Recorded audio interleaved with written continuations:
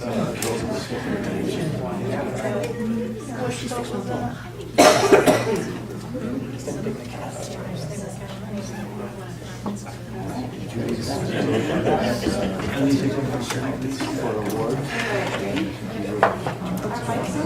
now.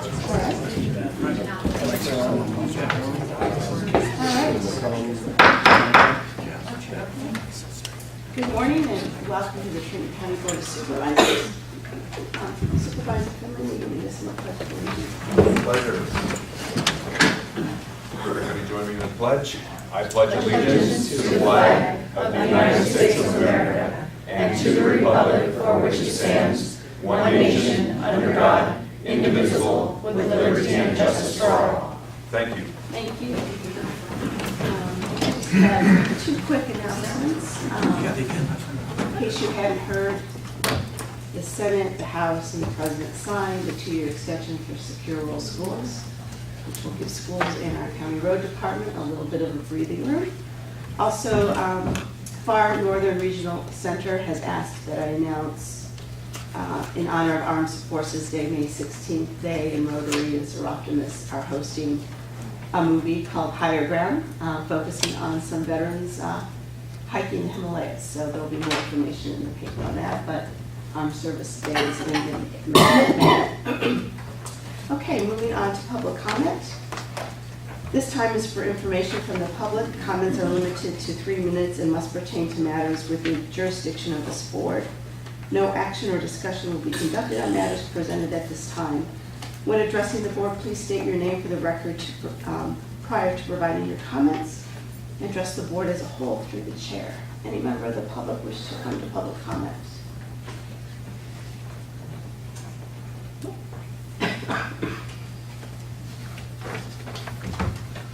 Good morning. My name is Robert Van Fleet, and I am a voter, and my wife and I live in Burnt Ranch. I've been here before, and I wanted to speak again regarding the issue of hydraulic fracturing or fracking. We are hoping to work with you to enact a ban on fracking in Trinity County. I'm with a group called Trinity County Progressives, and that's one of the issues that we're very concerned about, not because we expect that they're actually going to be drilling for oil in Trinity County, although who knows. But the real issue, and it's an immediate concern, is the fact that fracking requires millions of gallons of water. And the water is destroyed in the process of forcing the oil and gas out of the ground. It can't be recovered.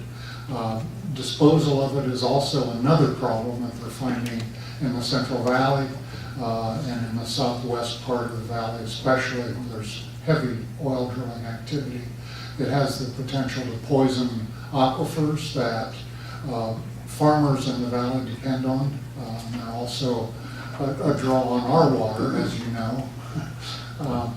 And as the drought situation proceeds in California, to us it seems even more commonsensical that we can't afford to waste millions and millions of gallons of water to bring oil and gas out of the ground. Obviously those are important resources as well, but we have to strike a balance somewhere. There are over, probably by now, around 500 entities, states, cities, counties, foreign countries that have passed bans on fracking because of its destructive effects. And we're hoping that we can also work with you to enact a ban in Trinity County. Just in the last couple of weeks or so, I've received information that there are efforts to get a statewide ban on fracking in California. And again, as the water situation worsens, it seems just a no-brainer that we just can't afford to produce energy in that fashion. So again, thanks for the opportunity to speak, and we look forward to working with you. Thank you. Okay, anybody else in the public? Okay, seeing none, we're going to move on to presentations. Item 101 under Auditor Controller. Approve the comprehensive annual financial report known as CAFR, single audit report and management report for the period ending June 30th, 2014, as presented by Richard Gonzalez of Galena LLP, Certified Public Accountants, Fiscal Impact, no fiscal impact. Good morning, Angie and Richard. Good morning, Madam Chair, members of the board, Angie Beckel, Auditor Controller. I'd like to introduce to you Rich Gonzalez, Richard, we call him Rich all the time. He'll be giving a presentation on Trinity County's comprehensive annual financial report, single audit report, and management report for the fiscal year ending June 30th, 2014. Hold on. All right, good morning, members of the board. It's my pleasure to present the audit reports for 2014. I'd like to start with a CAFR. I don't know if everyone has a copy of it or had a chance to look through it. Rather than go through the entire report, because I'm sure everyone's had a chance to read the entire thing, I would just kind of go over some key highlights. I want to start with the opinion letter on page 1. The county pretty much puts the whole report together, including the footnotes and the financials. The only thing that's really ours is this opinion letter. And I'm pleased to announce that we did give a clean opinion this year, which is a qualified opinion. If you recall, last year we had to issue a modified opinion, and that's because of the waterworks did not give an opinion on capital assets. Well, they did some work last year, and now that they got rid of that qualification. So the good news is this year, when the county submits its report to the GFOA for a certificate, it will be disqualified. Because if you have a qualification, the organization will still review the report and provide feedback, but the county's not eligible for the award. And this year it is. That's really good news. Any questions on the opinion? I think it's pretty straightforward. I also want to take you to page 5, the management discussion analysis. I think this is probably, if you read anything within this report, I recommend MD&A. This is basically a summary of the entire report. This is drafted by the Auditor Controller's Office, I'm sure with some help from Wendy. So this is pretty important to highlight key items during the year. Also, it shows a lot of comparisons of current year numbers with prior year numbers. It's a lot of good information there. Finally, I want to take you to the notes. So we're going to skip over the financials, go to the notes. The notes support the financial statements, but the one note I want to discuss is on page 37, the new accounting pronouncements. I don't know if you are aware, but next year the county, including all governments, will be implementing GASB 68. And what that means is that unemployment pension liability is going to actually be on the financial statements for the first time. Previous years, it's been in the back, in the RSI section, required supplementary information. Next year, every entity has to report that on the financials. I was looking at RSI of the county. That's on page 70. There's a table, which is the fund status and miscellaneous plan. And just to give you an idea what that liability is going to look like, the unfunded amount as of June 30th, 2012 was approximately $26 million. So it's going to definitely impact your statements in the coming years. The good news is it's not just you, it's going to impact everybody, but you will see a significant liability next year. Just want to give you a heads up. And Rich and Angie, for clarification, do you want to describe what typically local governments have in terms of those liabilities? It's retirement and unpaid and healthcare costs. This does not include the healthcare costs. Does not include. No, this is basically the county has OPEB and the pension. The OPEB's already being reported on the financial statements. The only difference is the OPEB is being amortized over 30 years. So basically the county's reporting about a third of that liability. Now there is a new GASB coming out in about 3 or 4 years in which the county will report 100% of that liability instead of spreading it out over 30 years. Okay. So I just didn't want the public to think those are like loans on something. Right. This is No. just my. Did you? And I just do want to comment that this information in terms of the pension liability is not something that we are not, have been unaware of. I mean, it's something that's been in our wheelhouse for a long time. We're just finally having to, put it on, include it within the financial document. Okay, any questions on this report? No? Okay. Good work as usual. Thank you. It takes a long time to get this completed. Andy, did you want to have anything else to say? No, I looked at, well, besides stating to the fact that I appreciate the board's, always your graciousness as far as just having me allow to have Craig on my team. Last year was a horrible year for me with my husband being in the hospital, so Craig stepped up to the plate, and without his help, I don't know if we would have been here. So, and I also want to thank the county departments, because all the county departments have to work extremely hard to get us the information that we need to actually compose this comprehensive annual financial report, because it does take us from about June to February to get it completed. Yeah, it's a lot. So it's a lot of time spent, so, thank you. Good work, thank you again, both of you. Okay, we need to approve. Anyone from the public? Before we keep moving? No? Okay. I'll move to approve. Thank you. Do you have a second? You have a second. Thank you. Okay, all in favor? Aye. Anyone opposed? All right, so moved. Thank you again. Thank you. Sorry. That's all right. All right. Moving on to the consent agenda. All matters listed under the consent agenda are considered routine by the board and will be enacted by one roll call vote. Discussion is desired that item will be removed from the consent agenda and be considered separately. If any member of the public desires to comment on an item on consent agenda, you may appear and request an item be removed and considered separately. All right, members of the public, anyone wish to remove an item? Okay, board members. Yeah, item 2.05, the meeting minutes. Okay, Keith? 202, 208, and 210. 202, 208. All right, moving on to the remainder of the consent. I'll move to approve. All right. Supervisor Fisher? Aye. Supervisor Groves? Aye. Supervisor Burton? Yes. Supervisor Finley? Yes. Supervisor Morris? Yes. Thank you. Okay, moving on to item 202, authorize the chairman to sign a letter to the California Fish and Game Commission in regards to AB 1213 Bobcat Protection Act of 2013. I believe you pulled this one.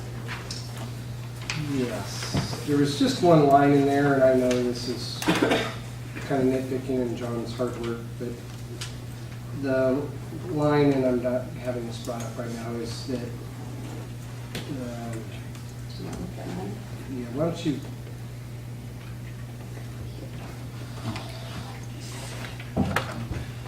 in the second paragraph, it said, the department will eventually bobcat production, population will exceed the carrying capacity of its habitat and become a public nuisance as the mountain lion has become on occasion. I would love to strike the on occasion part of that and just say it's the mountain lion. That's fine with me. We're just trying to be nice. I know, maybe I'm impacted more than others, but. No, not at all. I lose a hen every so often to a little cat, which doesn't bother me. I'd rather feed him than see him go extinct. That's fine with me to remove on occasion. Okay. And along with that, I would like to make the amendment to include Trinity County Fish and Game Advisory Commission as a copy. So thanks for pulling it. Okay. I thought you had it, but you're right. I don't think I did. Okay. And while I'm on the spot here, I'd also like to thank Earl for all the work he did on it. All the work. Okay, any members of the public wishing to address this issue? No? Board members, anything else? Or a motion to? I would move to approve. And I will gladly second it. Madam Chair, clarification, as amended? Yes. Thank you. Seconded as amended, thank you. All right, all in favor? Aye. Anyone opposed? Okay, so moved. Moving on to item 205, approve the regular meetings of April 7th, 2015 as submitted by the clerk. Supervisor Burton, I believe this is yours.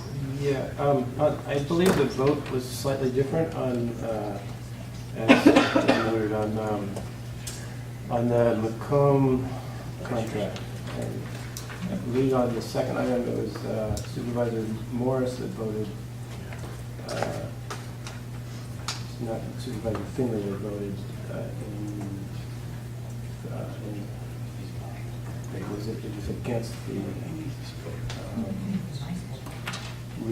against rebid. You know, I discussed that with staff because I had a similar concern. So what I'd like to do, I would like to I agree. pull the item and we'll review the tape again. We'll Yes. review the DVD. We did review it once, but I'd like to pull it and review it again. Please. I think that's wise. Anybody else? So we'll bring it back. We'll bring to it the back, next we'll, meeting. we'll review the DVD again. So- And then additionally on that item, I think Sally Riley had a title of something like force account, California force account. The title, her title isn't listed, but it'd be nice that she represented the, Did she mention her title? I think she did. I'm not sure. We will review the tape for that as well. All right, so item 205, minutes from April 7th, will come back to us in May. Okay, moving on to 208. Madam Chair, Someone's precedent that this is, I'm going to recuse because this is an alcohol-related item. All right.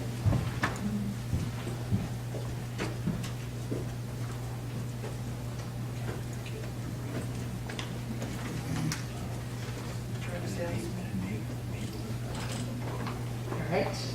Item 208.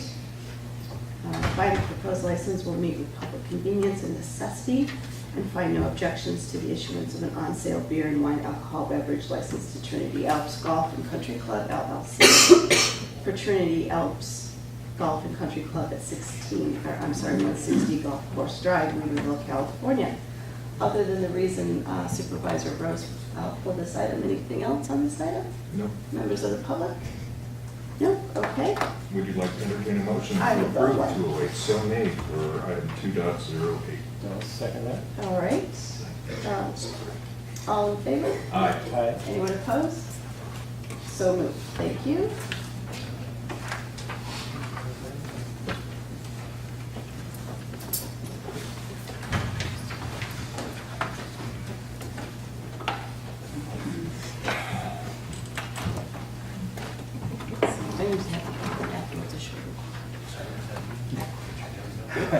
Might not be. Okay, moving on to item 2.10.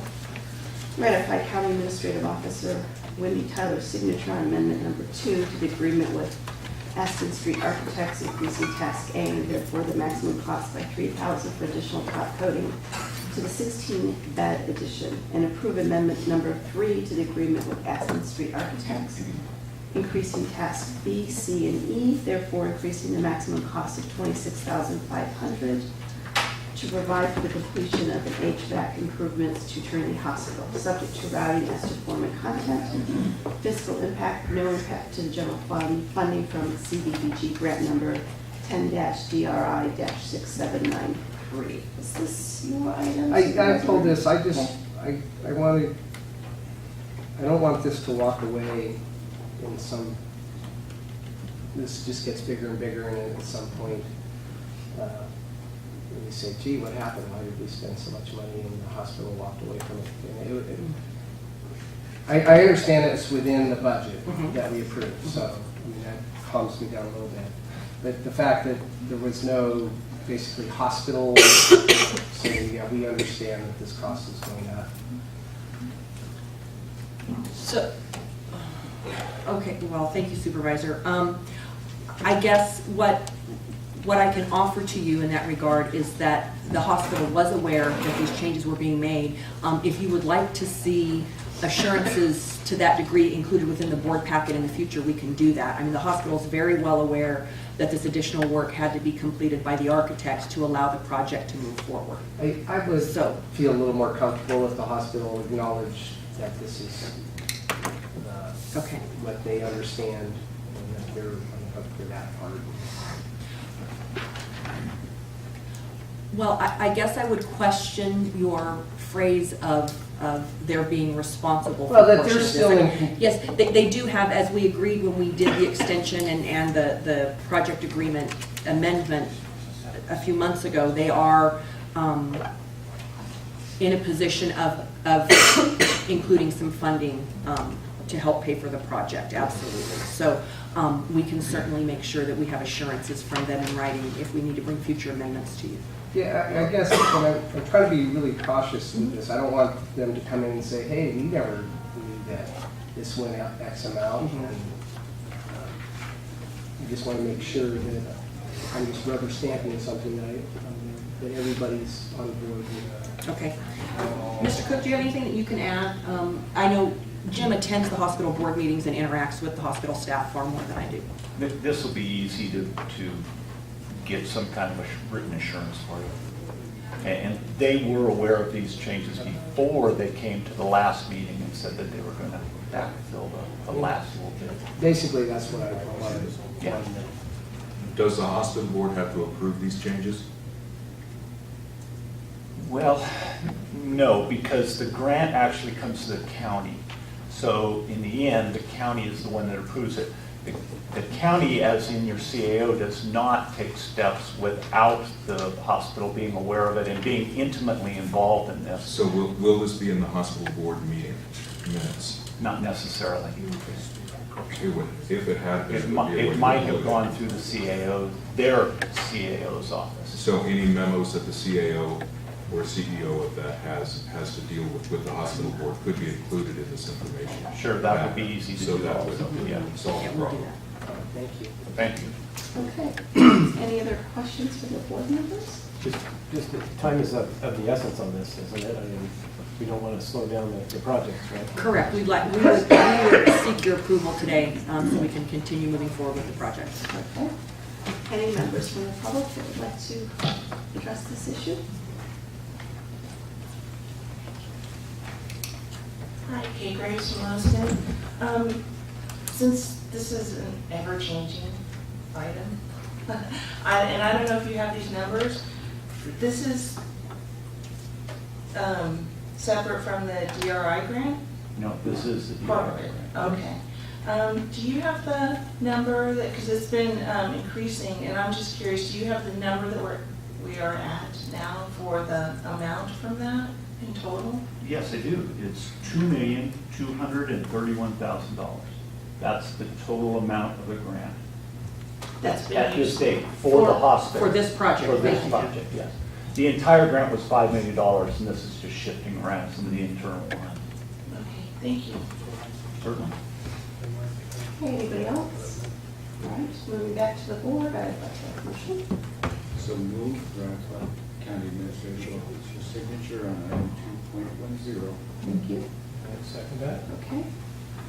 All in favor? Aye. Anyone opposed? All right, thank you, so moved. All right. That, we're up to reports and announcements. Reports from department heads.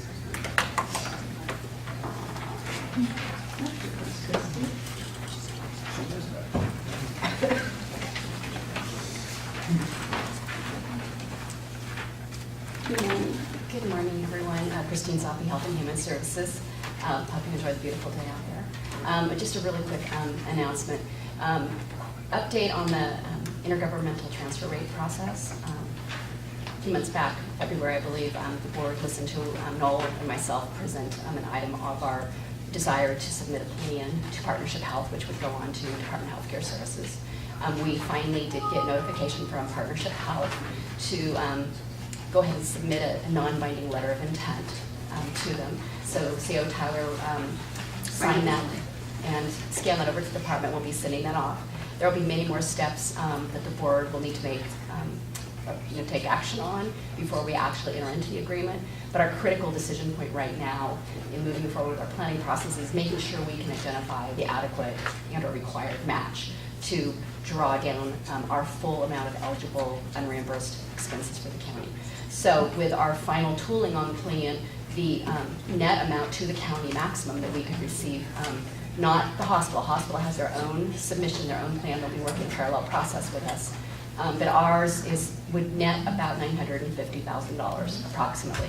But it is going to require an upfront cash match, which the time frame historically has been about 6 to 8 weeks to return that to the county. So we would see putting up cash, we have the cash that we put up comes back, as well as the net $950,000 approximate. So that is going to be our hurdle. Worst case scenario is we can't find the match. We will then just reduce the amount of request. Talking with a consultant from Partnership Health, some counties in the past, because this isn't a new process, have even gone down to the final moment and said, no, we're not going to do it. So there's a lot of room to pull out in the process if the board is not comfortable for whatever reason. So that's all for today. Thank you. Anybody else, department head?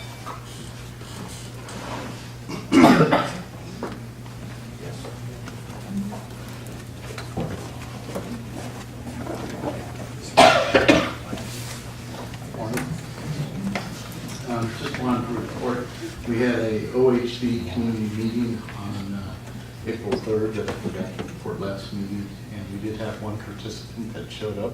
This was what was required for the OHD grant that we're going after, but the one participant that did show up knows the roads like the back of his hand and knows the people to talk to, so he's been real helpful helping us get the word out to get input for what we had going on with that.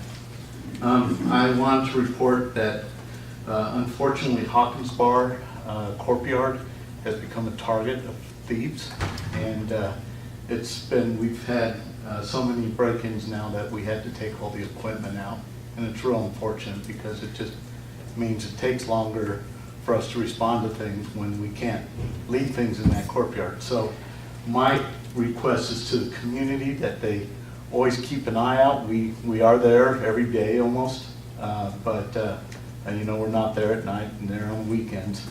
And so anybody that can help us out, we appreciate it. We had an airport meeting on 4/17. Talked about a lot of stuff. It was 6 hours long. But I will be returning later on. We have a $5 million airport program that I talked about over the next 7 years, and it's going to require a little bit of adjustment to the airport rent, about 4 cents over 7 years to fund the matches that we have to come up. But it's nice, we only have to match 5 cents out of every dollar we get, so it's a pretty productive program. I will be meeting with Caltrans at the end of the week to discuss the intersection control evaluation, or the ICE for Lance Gulch. So I just want to give you an update that will be coming back. I have it right now scheduled for the May 19th or 17th meeting. 19th. So we'll be returning with that real soon. And then finally, the Golden Age Center had put in for a bus, and they were successful in getting it. And we got a very nice letter thanking Polly Chapman from staff and the board, or the commission, for taking action and helping them get the new bus. And so they were successful, and they were very thankful for it. Rick, I just want to clarification. You said that you were only needing 4 cents. That's 4 cents a square foot, correct? Square foot per month. Thanks, Rick. Okay, any other updates from department heads?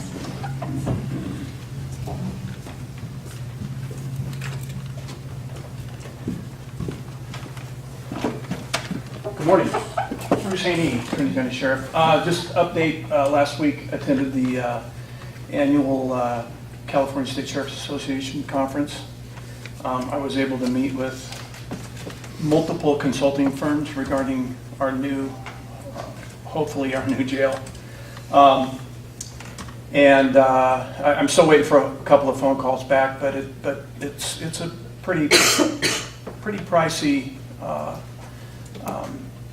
fee that they charge. So I'm kind of preparing the board to probably be presenting something within the next few weeks.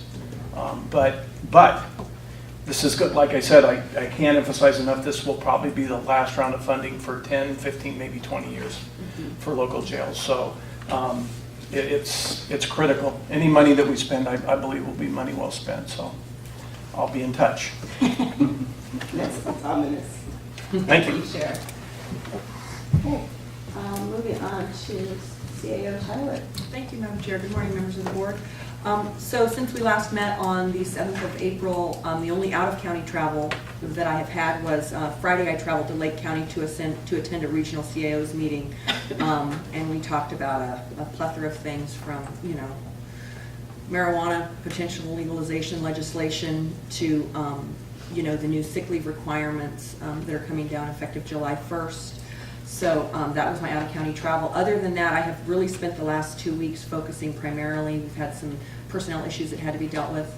I participated in a grievance panel one day, and contracts and trying to get the budget packet out, proposed budget packet prepared and out to departments. We anticipate that will be out by the 1st of May, and just kind of business as usual in the office. Okay. Thank you. Supervisor Finley. Out-of-county travel. On April 15th, I attended RCRC in Sacramento and also visited the Capitol in Sacramento. On April 20th, yesterday, visited Mount Shasta for PSA 2 AAA. Thank you for coming. A longer drive than I knew it was. It's fun. Supervisor Fisher. No out-of-county travel. That's easy. Supervisor Groves. None, but what is PSA? PSA 2, PSA? public service area AAA. They fund our senior centers. Area To some on Agency on Aging. They'll fund Golden Age Center in Roderick. Federal funding. Supervisor Burton. Yes, I had 3 different things out of county. The Northwest Resource Conservation and Development Council had their meeting in Arcata.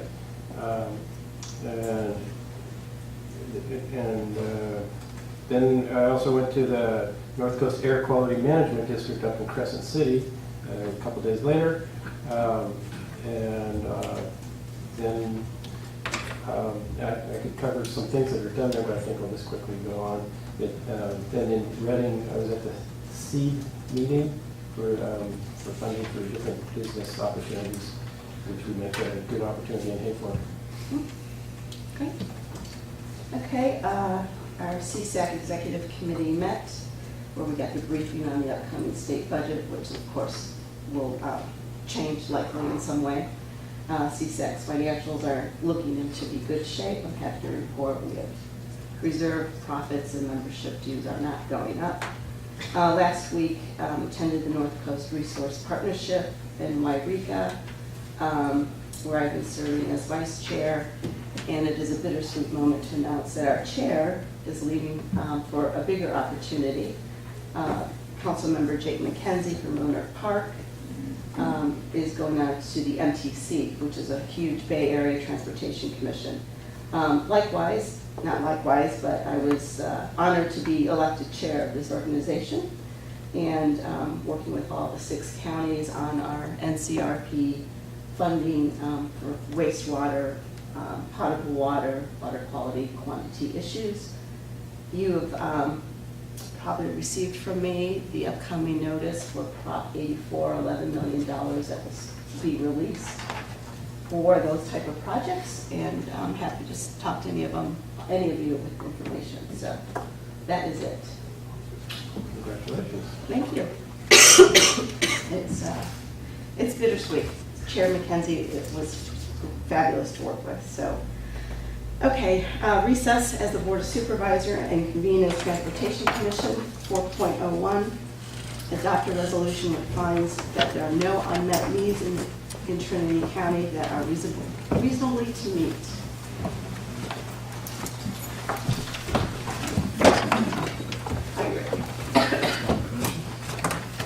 Rick, the Executive Secretary of Transportation Commission. This, you might recall, at the last meeting, we had a public hearing to accept input on unmet transit needs, and that if we had received any input, we would take those unmet needs and go and consider them, see if they are reasonable to meet. This is needed so that we can use our LTF funds, local transportation funds, for other needs within the transportation system in the county. We typically always reserve the funds, our LTF funds, for transit or transportation commission only activities. We do not really only roll them over into the road fund.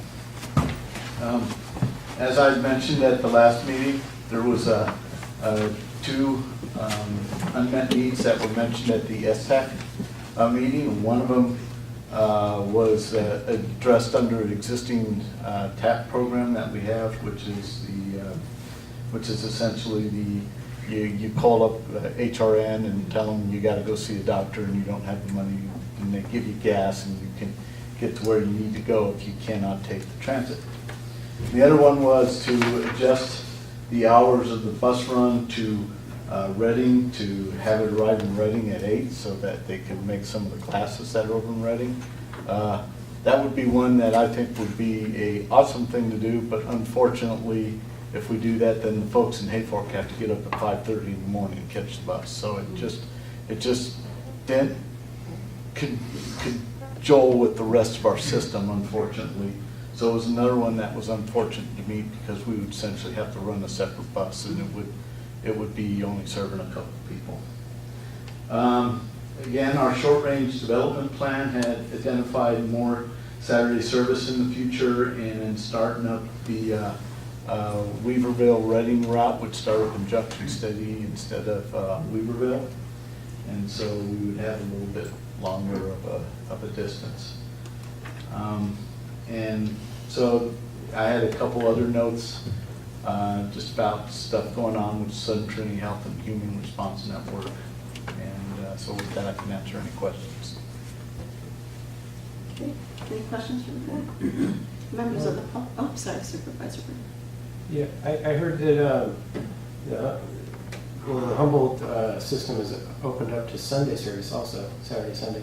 So that, and I heard that our Saturday service was doing pretty well for even just one day a month.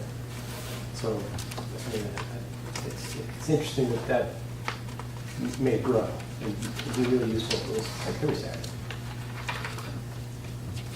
Well, I was looking to see if I had it, because I had the numbers last meeting. Here they are. Yes, our Saturday service has been doing really well. For instance, it's not necessarily consistent yet, but from Wigville to Willow Creek, we ranged anywhere from 7 riders to 16 riders on a trip. And to Reading, we were all over the board. One month we had 3, the next we had 8, then we had 17, and then last month we had 4. So, you know, it's kind of hard to predict, but the thing is we are getting riders. It seems to be consistent with what we're getting during the week, and which means we're making fare box recovery, and that's the important thing to the feds. They want to see that we are recovering fare box, and the reason for that is it shows ridership and need for that transit service. And so Saturday is successful, and our hope is to put in for more grants to increase that Saturday service as we go along.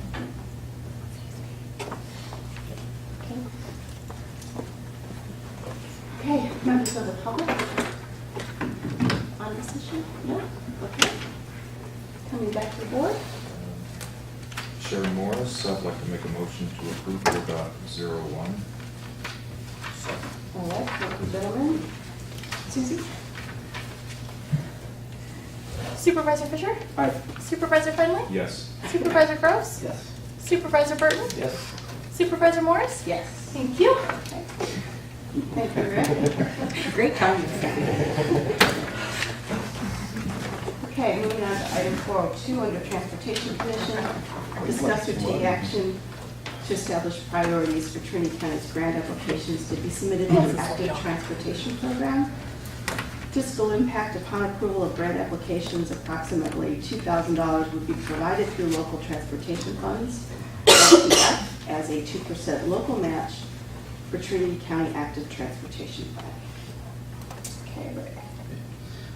The Active Transportation Program is a a semi-new program. This is the second go-around. It started last year. It was where they took all the non-motorized activities in the state and they combined it into one fund. It was, you know, it used to be the Safe Routes to School, the bicycle transportation program, just a whole plethora of different types of programs. Combined it and it created what I would best deem as a monster grant program which everybody wants a piece of. So last year they had about $300,000 or $300 million worth of grants, if I remember right, and they had probably close to about $700 or $800 million worth of applications. So it was quite big. Unfortunately, half of it goes to the MPOs, then we get to compete with the MPOs on the other 40% and then 10% set aside for small urban and rural, and that means everybody Santa Barbara size and below. So it's kind of, it's a tough grant. And so you have to be selective and choose very good projects that you're ready to go on or that would bring lots of benefit to your community. We initially started out with 4 projects, and the first 2 projects, and I'll give you an example. One of them was Swift Creek Bridge, which did not get funded through the FLAP program. We were going to include that, but the problem is it's outside of the window of the program. So right away we had dropped 2 of the projects that we were considering. It left us with 2, which would be develop an ATP plan, which is essentially a non-motorized transportation plan for the county. Something that's been really important because we like to tie the bikes and the hiking trails and everything that we have here all into one system so that you can not only get around by car, but you can also have a continuous hiking or biking system that you can use within the county. And then the other continues to be the Loudon Park bike trail, which has been identified just as long as Lance Gold Cheese Connector's been around for probably 20 years now. And that involves building a bike trail on the canal, or the back there behind the mill on the along the creek, East Weaver Creek, and then crossing near the community garden across the creek into the park. And that would create a lot of hiking and biking opportunities for there, and kind of opens up that back end, and also creates another safe route to school.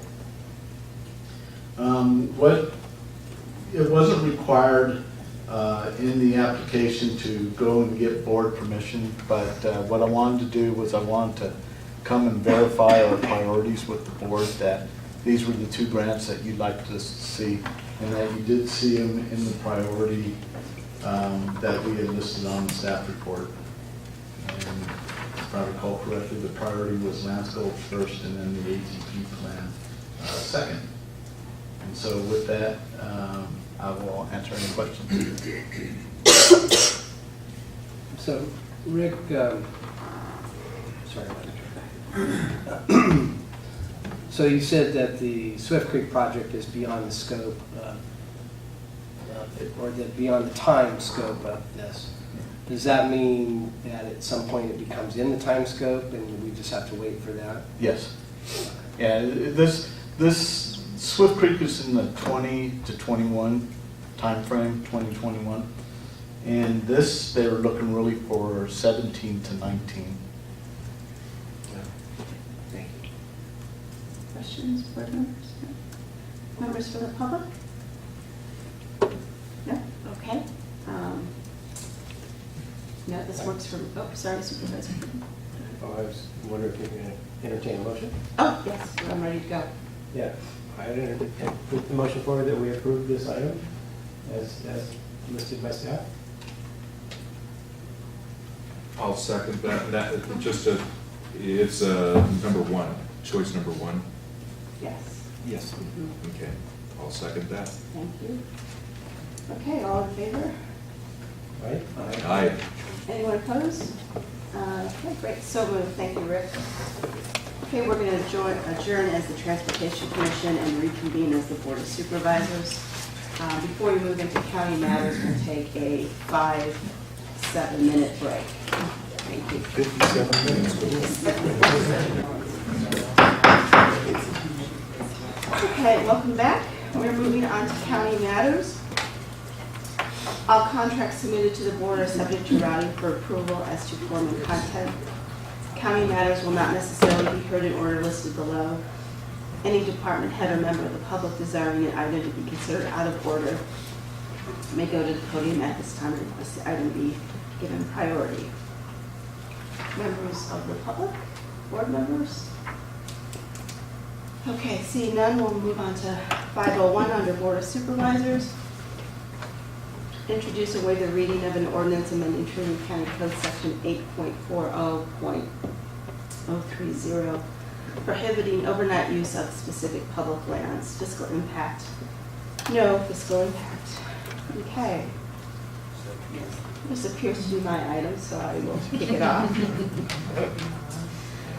Board members, members of the public, as you recall in my board report, my narrative, this has been an issue in the Weaverville area.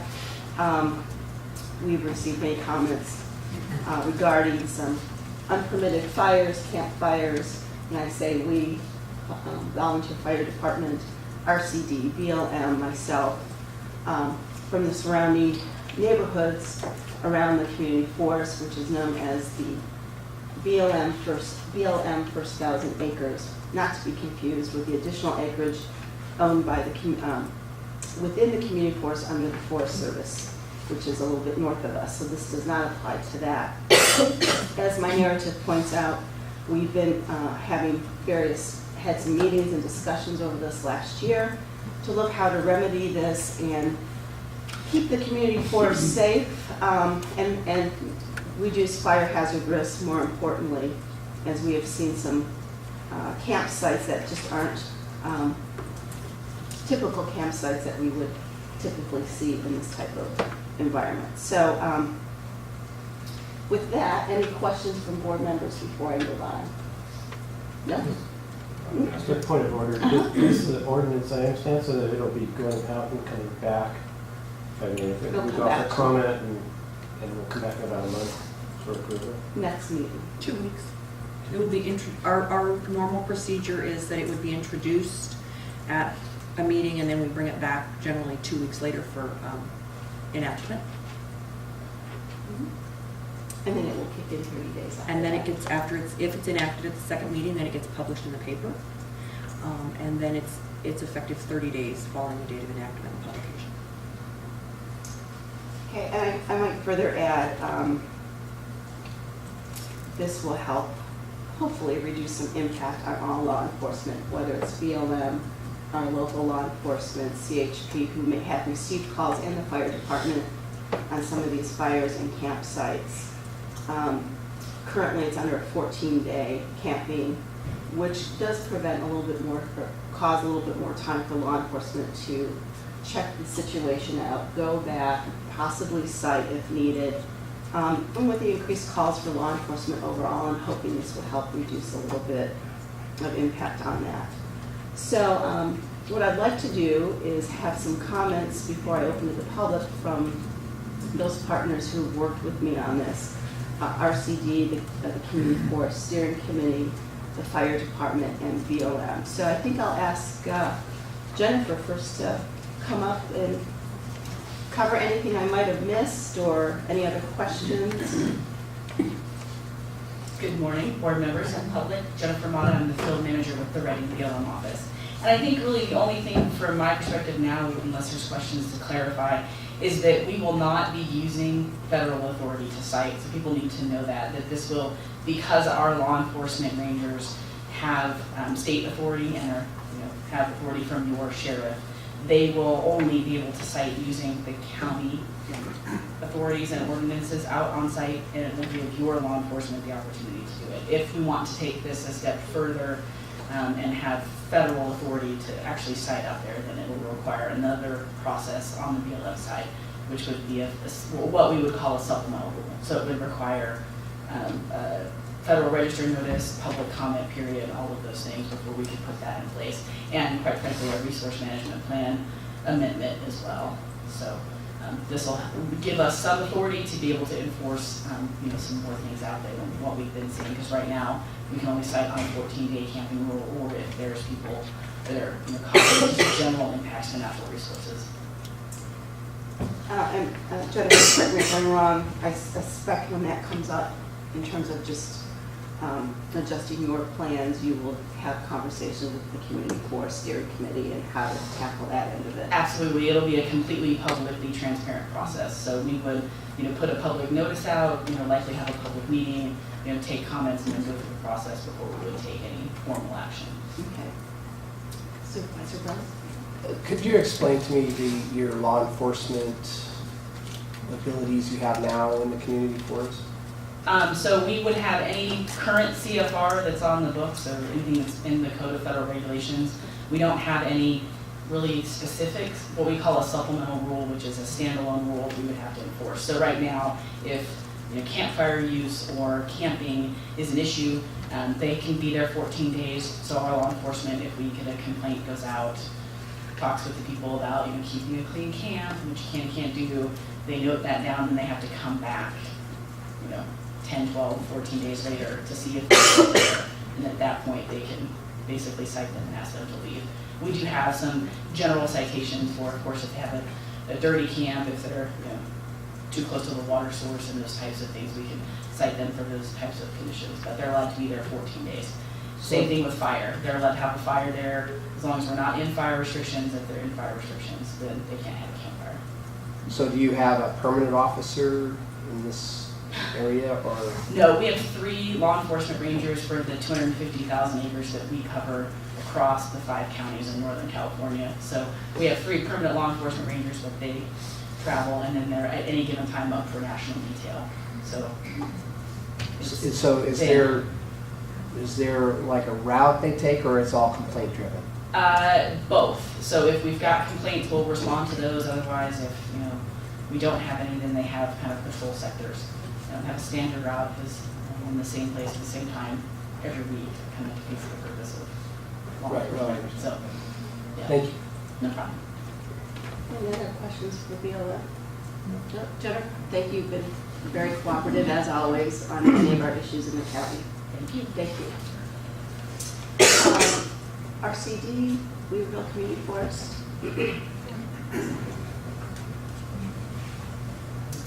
Good morning. Alex Cousins, Trinity County Resource Conservation Districts.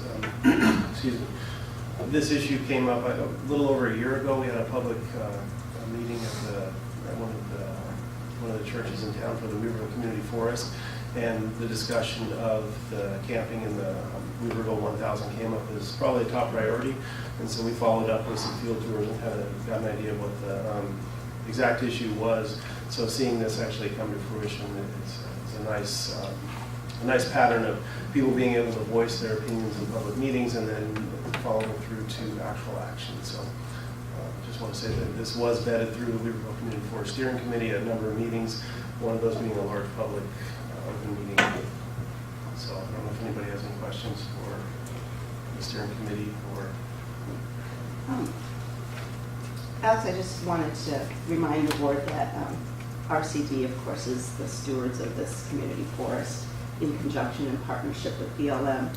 And of course, one of the things we look at in keeping the community forest alive and well is not just the natural resource management, but also being good neighbors. Right. And the thing we don't want to risk is having this not progress in a negative way, the community forest. So that's the other additional thing that I looked at in terms of writing and crafting this ordinance. So it doesn't become a nuisance for the neighbors that live around the community forest. That's right. A lot of the people that came to the initial meeting hadn't been to previous meetings before, but this issue kind of brought them to that table and for those discussions. And so, they were concerned about the Weaverville Community Forest as a neighbor, and I think that this is just action to highlight that point you just brought up.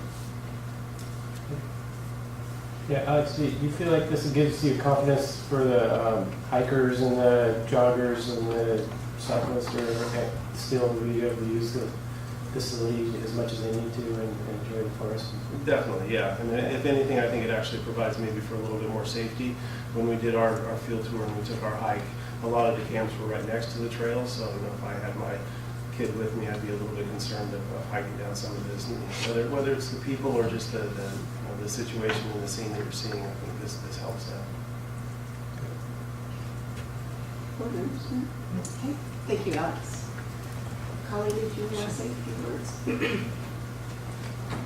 Good morning, Colleen O'Sullivan, resident of Weaverville and a member of the Community Forest Steering Committee. And I just want to thank Jennifer and Judy and the community itself. We had this meeting last June and specifically called this issue to the fore so that we could discuss it. I didn't promise anybody, none of us did, that we would come up with any kind of solution, but we did. And I'm really, really grateful for that. And it reinforces the notion that the steering committee acts as a really nice go-between the community and the federal partners that we have and the RCD. And I think it's a great example of how we can come up with solutions if they're community-based and come from that part. So thank you so much to Judy and to Jennifer for your hard work on this. It's a big step. Thank you, Colleen. Scott Albert. Morning. My initial person I started talking about this issue with. Good morning. My name's Scott Albert. I'm the fire chief here in Weaverville. I think this, as the other folks have alluded to, the meeting that started this off last year, and Jennifer's great timely help on putting the fire restrictions in right away is going to give us gave us a lot of help last year. And this ordinance is really going to enhance what we're able to do.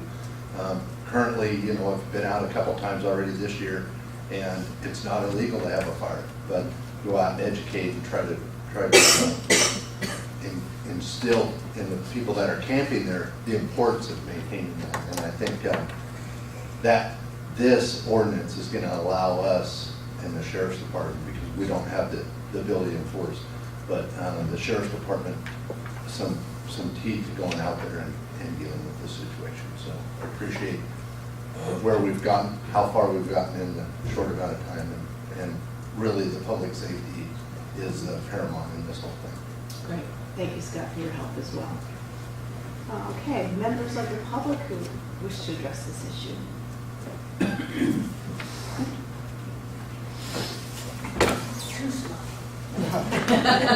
I know. Kate Graves from Lewiston. In reading this, since it's supposed to be geared for the Weaverville, No, I'm just okay. The Weaverville Community Forest, I would like this ordinance to be written specifically for the community forest. Right now, it stands as more of a community forest. If it could be worded more specifically for the community forest, and maybe even consider it a day use if you don't want overnight use. Just reading it, it's not as specific as it could be, since that seems to be your intended target is the community forest. I mean, even here it's specified public lands.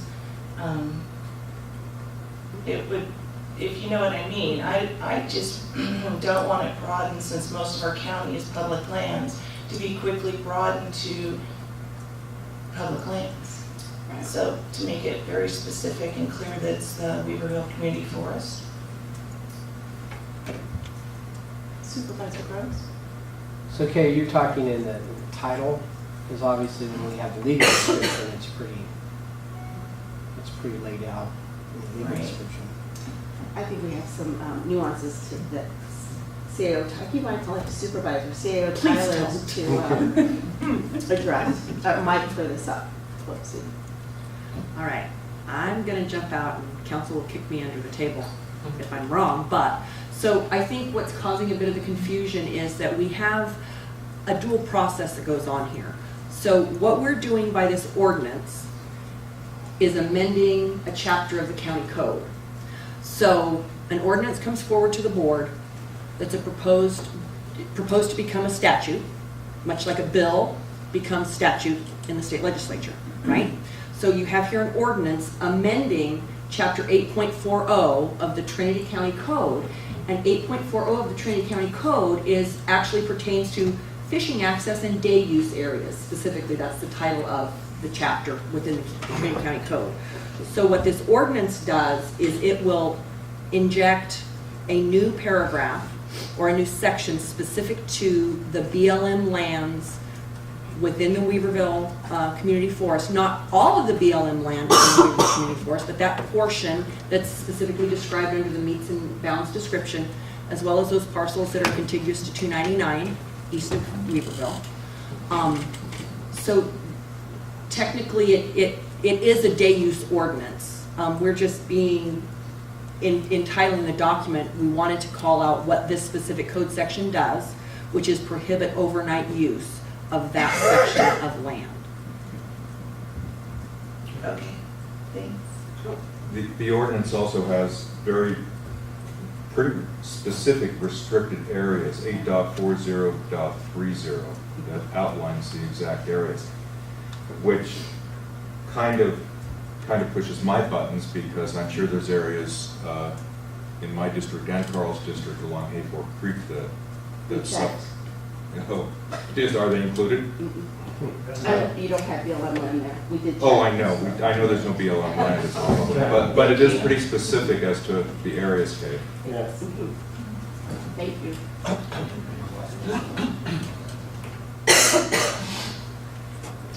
Morning, Madam Chair. Mark Feely, President, Timber Ridge Homeowners Association Corporation. On behalf of my board of directors, I want to thank you, the local agency, and the cooperating federal agencies for the work that you've accomplished on this. This is an issue that has affected not only our subdivision, which is adjacent to the community forest, but other neighborhoods locally as well.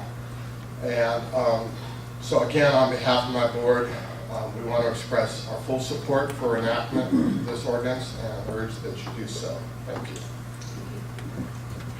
Any other member of the public wish to comment? No? Okay. I did want to make two clarifications. This does not prevent people using some of the roads that take them back over Democrat Gulch to their homes.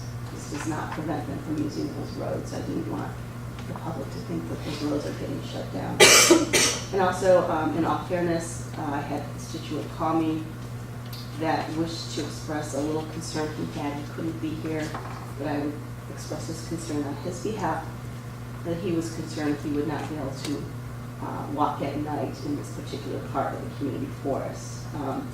He's not going to lose sleep over it, because there's plenty of other parts of the community forest still walk at night, but I did want to be on the record stating his concern. Okay, any other questions from board members? I'm sorry, what? That this does not prohibit him from walking on the property. I believe it does. No. After dark. Council has, Council and I may disagree. Within the full county code, it defines night as those hours beginning at 10 p.m. and ending at 7 a.m. but it's just really restricted to camping. Council, do I have a different opinion? The way it's currently written, it prohibits anyone from being present at night. Again, this excludes public access roads, highways, state and county roads. But it does state that they will not be allowed to be present on the location during those hours. So does any of the bicycle race go through this property? No. I don't believe at night. Well, the bicycle race. Well, it's the other side. In addition, it should be noted that there's exceptions can be made, and that the BLM can process those exceptions for races or for any individual who would like to utilize this area. They just have to follow the procedure to get an exception. That was going to be my exact comment, is that we have for special events, we would issue a special recreation permit. So if somebody was running like a 24-hour horse endurance race or any of those things, there would be a permitting process that we already have in place, because we would do that anyway, for organized events that we would follow. And it also, same thing if we had like Boy Scouts or some organized group that wanted to camp out there, or if we wanted to open it for camping as a location for the mountain bike race that's coming, we would just follow the process. It's just to eliminate basically the kind of overnight camping crowd that we're currently seeing. So, but then you're overturning, you have, I'm a little confused, I'm sorry, I'm going to reword this. So this ordinance allows you, the BLM, to overturn the county ordinance. It specifically says that they can get written authorization to utilize this from the field office manager, the Reading office of BLM. So that'd be the last sentence of 8.40.30. Correct. And we didn't do any amending to our special recreation event process, which is something completely different than our than camping regulations would be. Supervisor Burton. Yeah, Margaret, you said something that it doesn't preclude people driving through and using roads at night. Is that, if I understand that right, that we could actually add in a whereas statement that says where roads in the area may still be used at all times for transportation? Correct, or we can make a public record here, which is what we, Chair and I intended to do. That is not the intent of this ordinance, and nor would it, we have legal authority to do that. All right, any other questions for Supervisor Burton? It sounds like along with driving those roads, I assume you walk them at night. That is correct. Right. Exactly. So, yeah, I don't see any concern there. Yeah, good point. All right, so I don't think we have any more questions, comments. I would love one. Well, I would like to entertain the motion that we approve this with that whereas that I was saying, that it would be whereas the roads in the area may still be used at all times for transportation.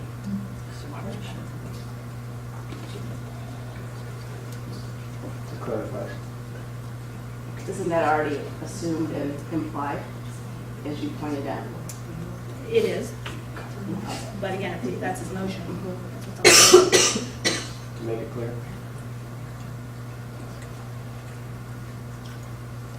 I have a point of order. So, but this goes out, public comment, so what are we approving at this point? You're introducing and waiving first reading. It will come back So in. we have to approve the waiving of the first reading.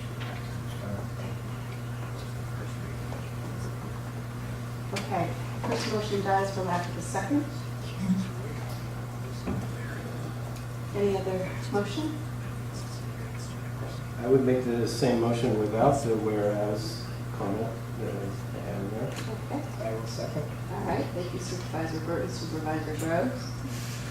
All right, it's not a resolution, so do you have to do roll call? Okay, thank you. Supervisor Groves? Aye. Supervisor Burton? Yes. Supervisor Finley? Yes. Supervisor Fisher? Aye. Supervisor Morris? Yes. Thank you. All right. So moved. Thank you, everyone. Thank you, board members. Thank you, members of the public. Thank you, BLM, Weaverville Fire Department, Weaverville Community Force Steering Committee, RCD. Did I miss anybody? Members of the public for your comments. Okay. Thank you very much. We'll have this back before us on the 5th. Okay. Moving on to grants, item 502. Discuss or take action concerning the restructuring of the grants department and adopt a resolution creating a single program income fund and approving the program income reuse agreement with the State of California Department of Housing and Community Development. Fiscal impact notification. CAO title, not supervisor. So, yeah. So this is your item. Yes, Madam Chair. All right, let's get to that on the screen. All right. So Mr. Cook and I are going to tag team this one. So as the board's aware, or should be aware, we have had issues within our grants and housing loan rehabilitation program that were brought to light in 2010 that caused us to pull back on the program, to lay staff off, and begin to look at what had caused that program to incur a cash deficit. And it has taken a variety of twists and turns, much organizational change and input from a variety of consultants, as well as staff in the auditor's office, my staff as well. And, you know, basically at the end of the day, what we believe to have happened is that this program was initially set up years ago to be a self-sustaining program with no general fund contribution to be made to that program. And things happened over a course of time that led to expenses being incurred that could not be covered by grant dollars, whether that was employees maybe being on workers' comp and therefore you can't bill their time against a grant because they're not working on a project, or as in the case that I brought to you a month or so ago, where I requested some general fund dollars because the state had determined that there was a component of cost that we had been billing on the DRI grant for the last 2 years that now all of a sudden we can't be reimbursed for those costs from the grant. So, you know, outside of that, you know, the program just was not self-sustaining, and this is a deficit that we have accumulated over a number of years. We're certainly not going to be able to remedy it in the short term, in my belief. So what has happened is CDBG has changed the way in which we can handle program income. So in an effort to be able to utilize the program income that we do have on hand, we would be recommending that the board allow us to continue to have a grants program, that program be run on a consultant basis, and that with respect to future grant applications, as my staff report states, we had a couple community meetings in the winter months. There's definitely a need, we all realize that. There's a huge need in our communities for infrastructure grants, for public safety facilities, you know, economic development, housing rehab. You know, those needs have not gone away. But I think we just need to approach differently how we seek and apply for grants. And then again, getting back to the program income issue, this is income that we have that's coming in from the loans that we currently have available.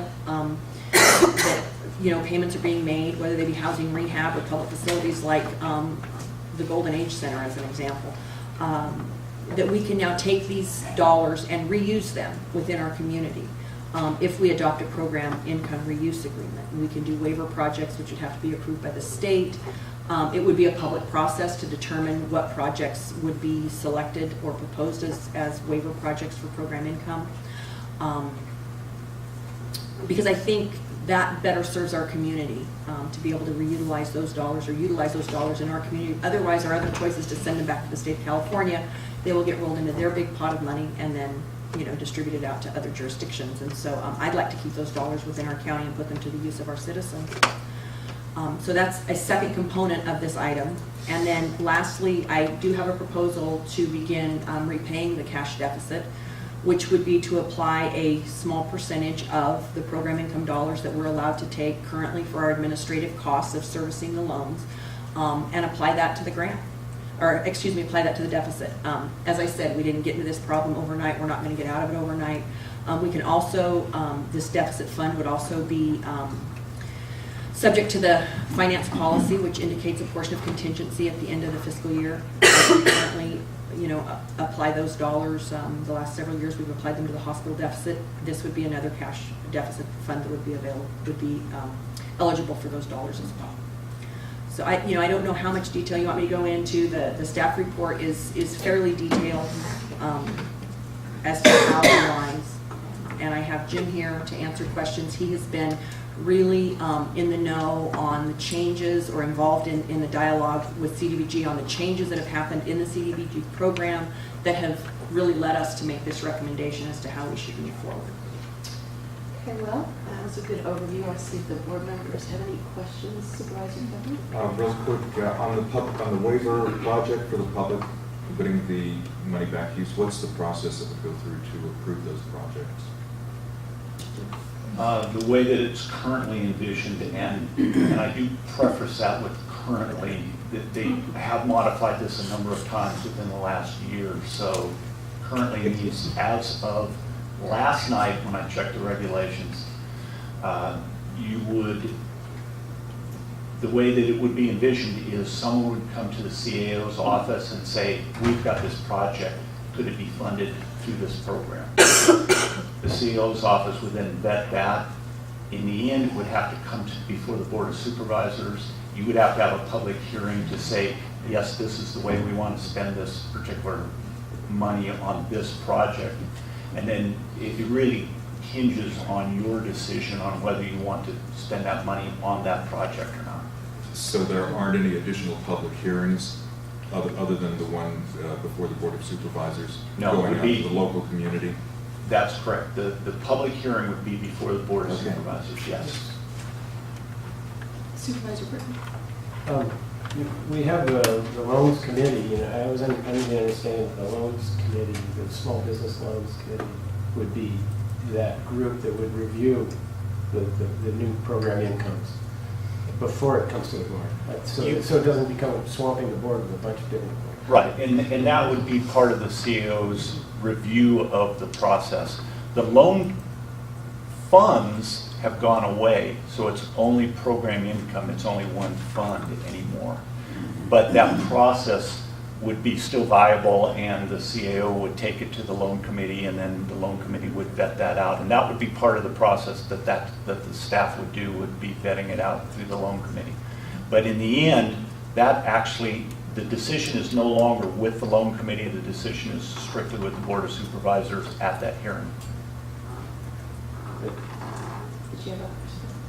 Well, and I want to say that even with prior waiver projects, which is what these would be called, technically they're called waiver projects, that decision is never fully rested with the loan committee. It's, as an example, we did the Downriver Fire Hall, you will recall, well, those of you who were on the board at the time, that was a waiver project. And so we came to the board to seek approval to do that. But it was vetted through the department, through our committee members first. So to add just a touch more clarification, even though in the past the loan committee could make those decisions, they're no longer going to be able to do that. They have to go through this waiver process, and that means a public hearing in front of the board.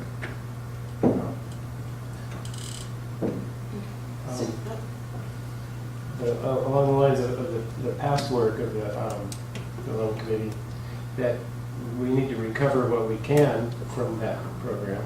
And I'm assuming those funds, as they get recovered, would also be falling into the program income arena. Yes, funds received, payments on the current accounts that we service and receive payments on will roll into the program income fund. That's what they are.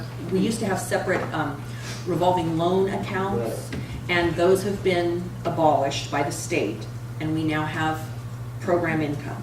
And so those payments will go into program income, and those funds will accumulate there. But there is a section of this that is the revolving funds. I mean, the other option we have today is to look at, there were 5 different options that they have, and I don't think we'll be exiting that one option of the revolving income item. I think it was the third one. So that as we do have our loan monies come back in, we could come back and say, well, we do want to revolve some of these funds into the next business. You could make that decision in the future. Right. Right now, it's community development block grant staff's opinion and county staff's opinion that those do not meet the state's criteria to being viable loan funds. So today, if you wanted to say, we want to create a business loan fund and we want to create a housing revolving loan fund, those would not get passed through the state. You could say you're going to do it, but the state would say, no, those are not viable. You're going to have to go back to the program income waiver program. So although the state allows all jurisdictions these various options, the only option for Trinity County that's actually viable is to create this program income loan fund. The program income fund, excuse me, and then do waiver projects out of them. That's the only one that the state's going to allow you to do. And besides that, it makes the most amount of sense for Trinity County. It really does, rather than trying to create these other loan funds. Okay, any other questions from the public? Yeah, so you're proposing that 5% of the 17% goes, but as you admit, that just pays the interest. It's a drop in the bucket, Supervisor, yes. And the other 12%, I'm assuming that that's your actual cost to? Actually, well, it will depend.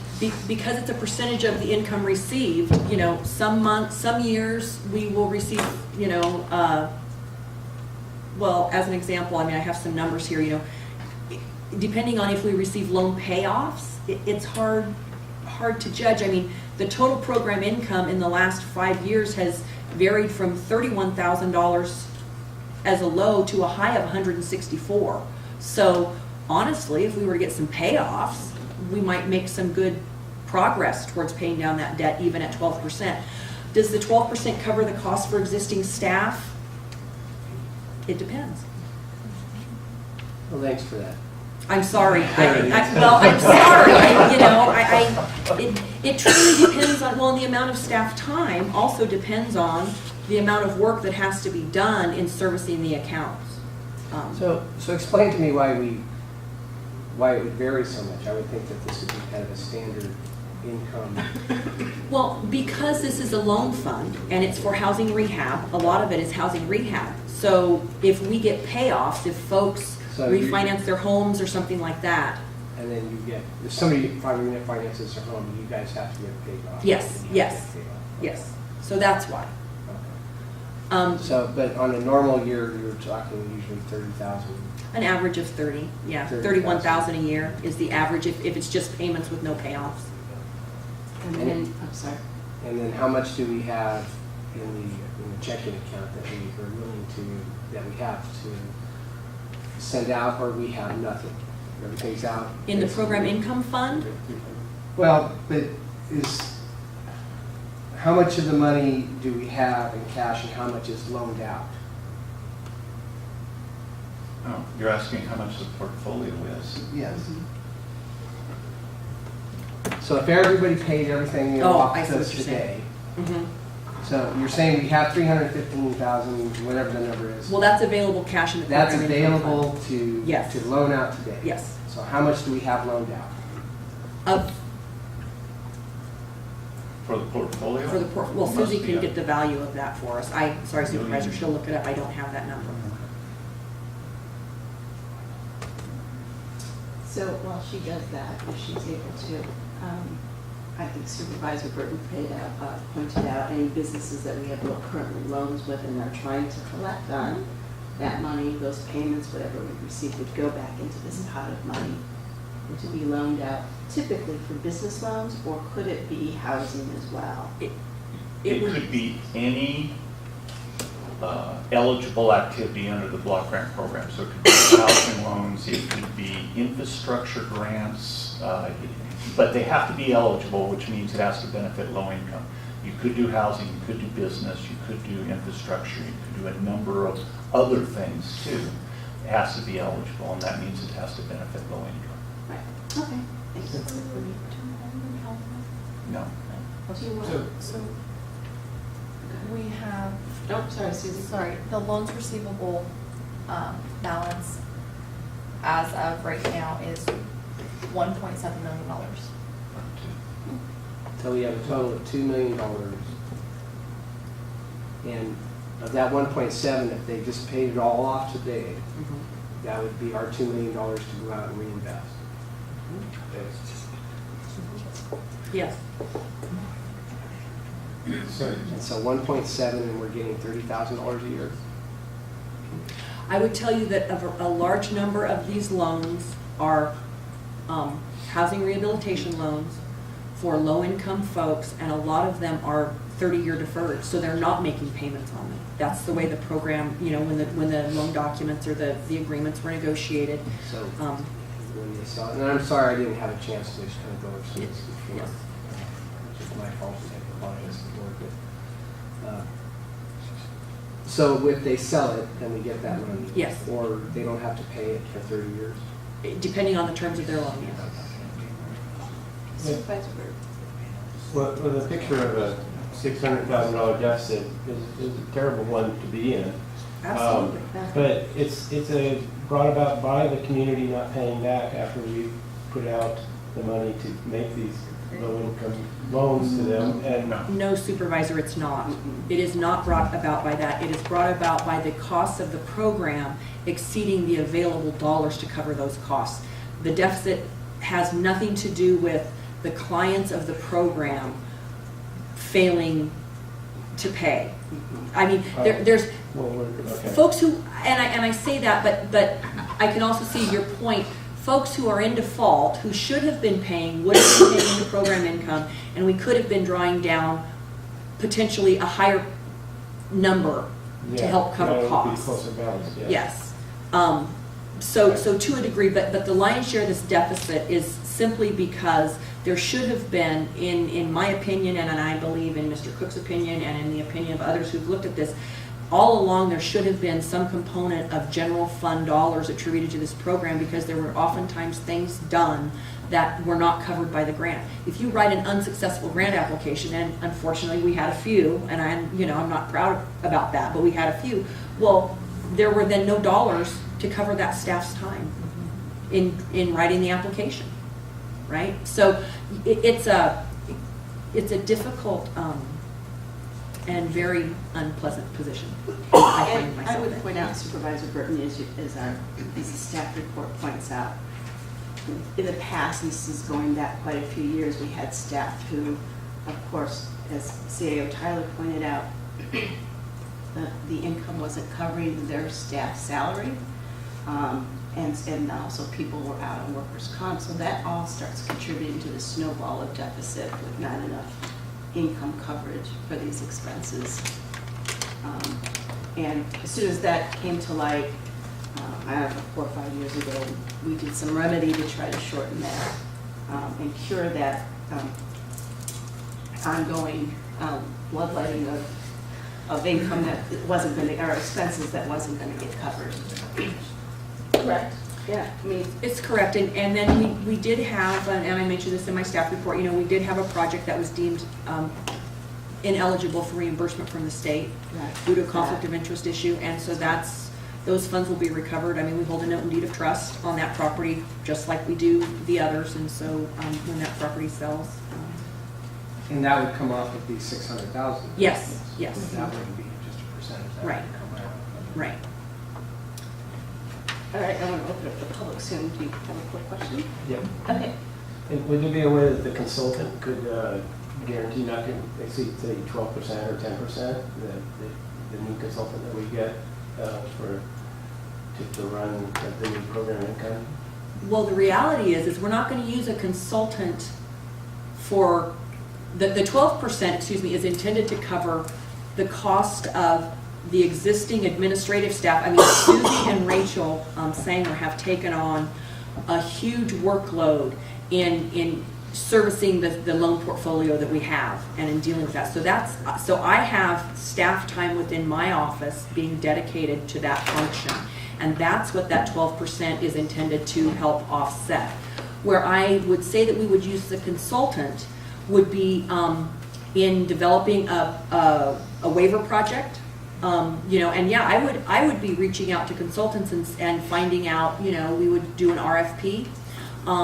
And quite frankly, if I get somebody to give me a flat dollar amount that says, yeah, they'll help us vet this program income project, this waiver project, or if we choose to write a large grant application, CDBG, home, cow home, USDA rural development, whatever, I would want to use a consultant to write the application. And yes, I would definitely be doing that on a set cost basis. That would be my proposal. All right. going to open that to the public. Members of the public. There's a lot of conversation going on back there. Anyone wish to address the board? I think we answered our own question. Okay. All right. Going once, twice, bless you, Rick. Okay, coming back to the board. Any other questions? No? Okay. Jim, do you have anything to add? Okay. Thank you very much. All right, so with that, I would, yes. I would move that the board adopt the resolution approving the program income reuse agreement with the state of California, Department of Housing and Community Development, as written. Do I hear a second? I'll second. For discussion. All right, motion and second, CEO Tyler. Supervisor, for purposes of clarification, it's not just, this item is not just about adopting the resolution that provides for the program reuse agreement. We're also seeking direction to direct staff to continue providing grants assistance and implement the cash deficit repayment strategy. All right, let me read it again. With my glasses on. I redo my motion that the board adopt a resolution approving the program income reuse agreement with the state of California Department of Housing and Community Development, creating a single program income fund and direct staff to continue providing grants assistance where deemed prudent and implement cash deficit repay strategy. You're welcome. I will amend my second. Okay, I have a motion and an amended motion and second. Excuse me. Or any other questions? No. Supervisor Groves? Aye. Supervisor Fisher? Aye. Supervisor Burton? Yes. Supervisor Yes. Supervisor Morris? Yes. Thank you. Okay. Thank you very much. All right, thank you. I know that was a long-awaited presentation. We've been wanting to get it off the whiteboard. Thank you very much. Thank you, Jim. All right. 503, transportation, adopt a resolution which supports the findings of 2014 California statewide local streets and road needs assessment, and authorize the director of transportation to promote the needs for increasing transportation funding sources for the state of California and Trinity County. Fiscal impact unknown, but current proposals could increase the road fund for road maintenance, 2.1 million to 2.17 million annually. Okay, welcome back, Rick. Morning again. Wendy promised me that I'd be quick with this long briefing. Wendy promised you to be quick. Rick promised Wendy. Sorry. She promised me that. Yeah, she promised all of Not us you, she that. promised me. Okay, one of the things that CSAC and SEAC and the League of Cities have been doing over time is that they've gotten together and produced not only taken our local streets and highways needs assessment, which we did use in Prop 1B, but they've taken it and they've combined it into state and come up with statewide needs. It's a $250,000 project. Our contribution to it this year is $102. So it's real nice being one of the smaller counties because LA produces most of the money for it. But it does give us a lot of information for what goes on here and statewide. And the RCTF, Rural Counties Task Force, also took this information and presented it into a rural aspect of it. And so I'm going to kind of jump between ours, this, and the Rural County Task Force pavement assessment. So anyways, what the pavement assessment is we went out and they took an analysis of all the pavement through California and made a determination about what the status is of it, what the deferred maintenance is, and what it would take to keep it as is, or make it better, or get it to certain things. It's a goal-setting program, and not only that, it kind of gives you a really darn good idea of where you're at and where you will head to if you don't do any work, and a little bit of where you've been.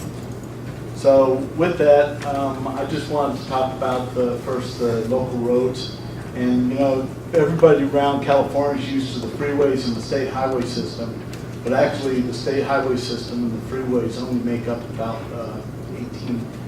18% of the roadways in California. All the rest are either the county or the cities. For instance, here there's about 250 miles of state highway, yet there's 700 miles of county road. So it's very important to pass the state.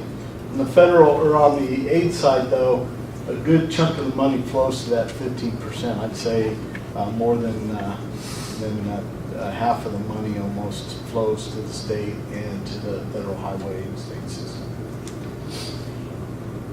And again, more than 80% are owned by counties.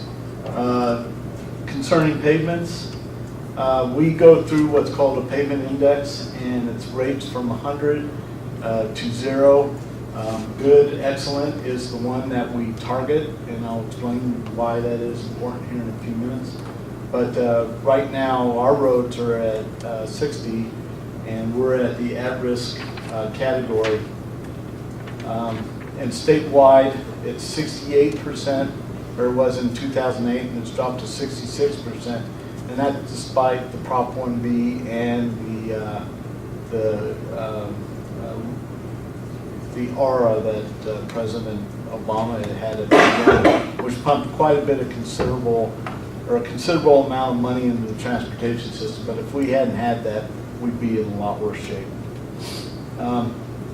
As far as how we fare against the urbans are slightly ahead of the rurals, except on the rural miners. It starts to fall quite a bit more behind, and that's the one that's decreasing at the highest rate. I have a question for Supervisor. What you're showing us, Rick, is not specific to Trinity County. You're talking about all the No, rurals? all of the rurals.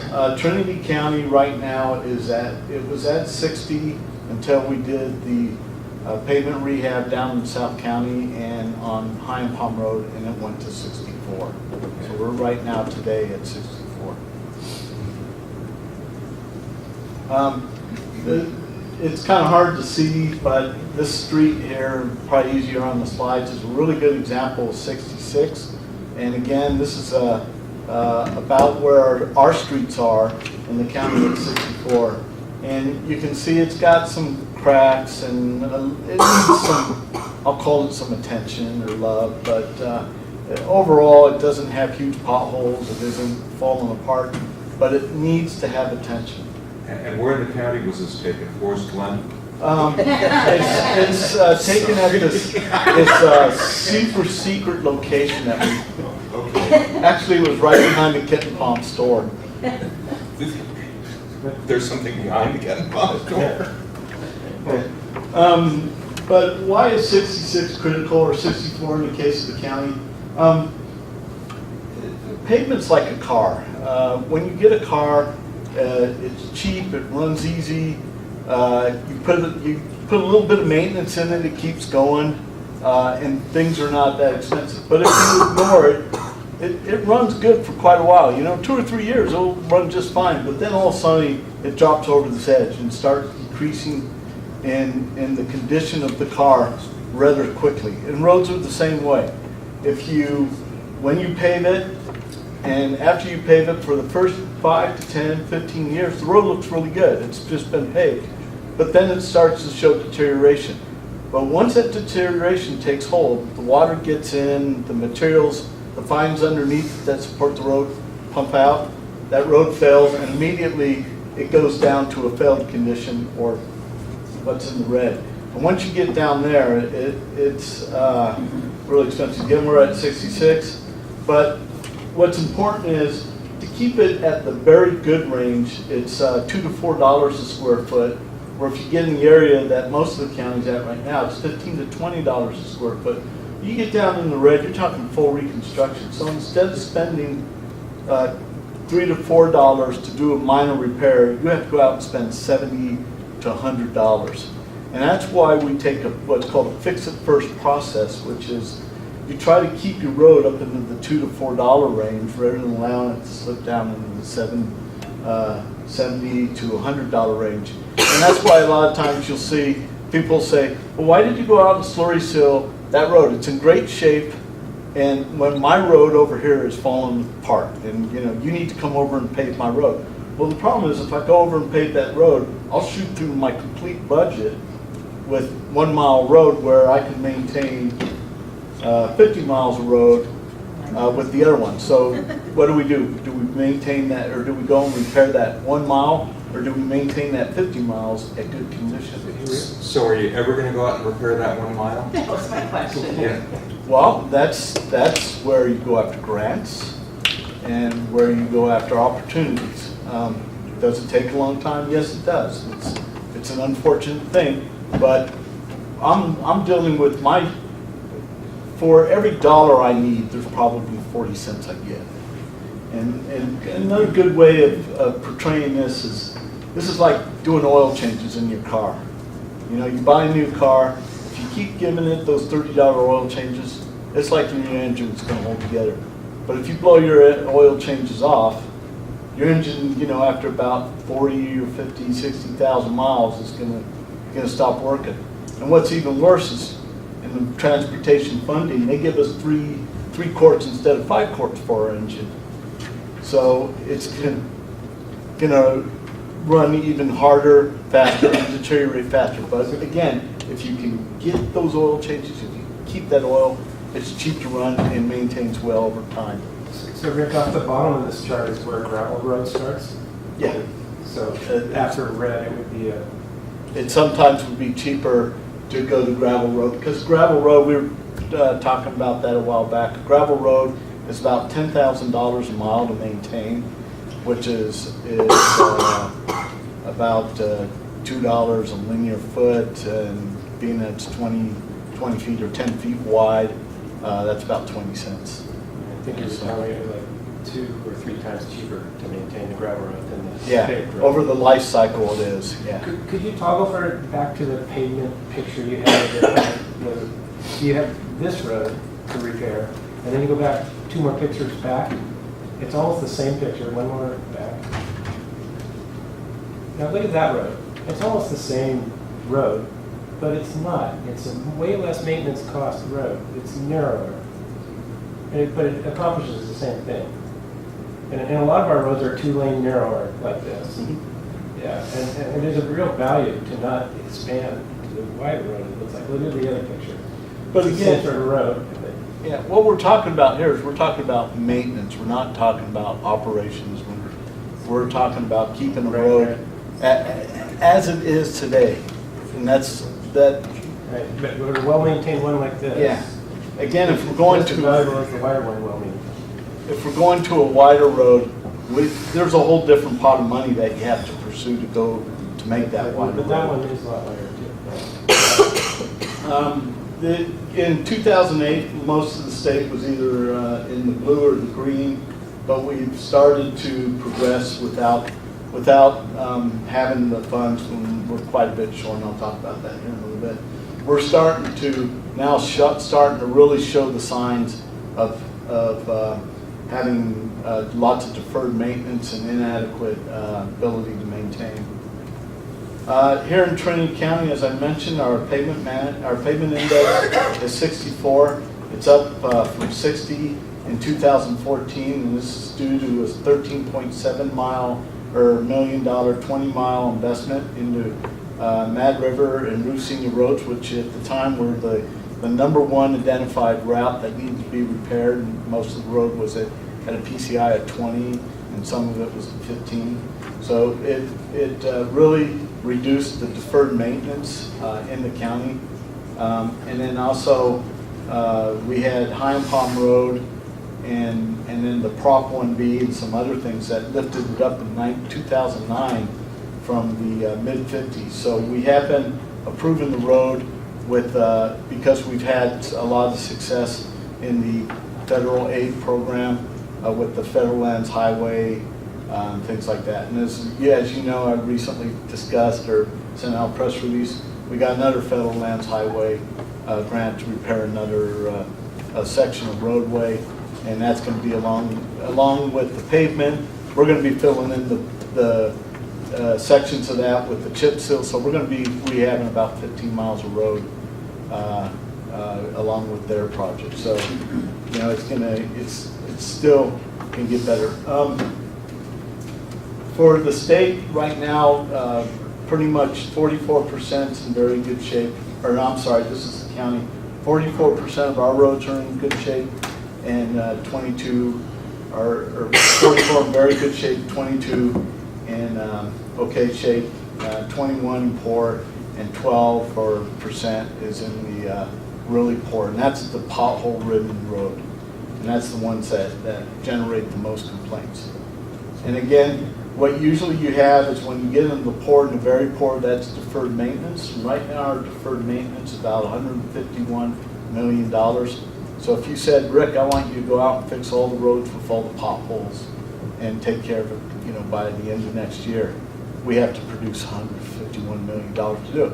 We can't do that. So that's why you have to use pavement management to keep that blue and that yellow as big as you can.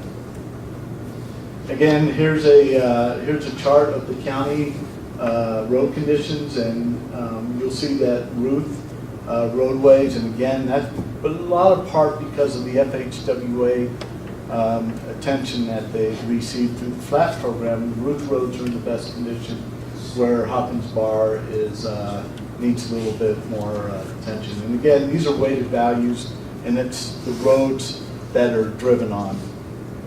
Or I mean, sorry, not driven on, the number of cars that drive on that particular roadway. By functional class, our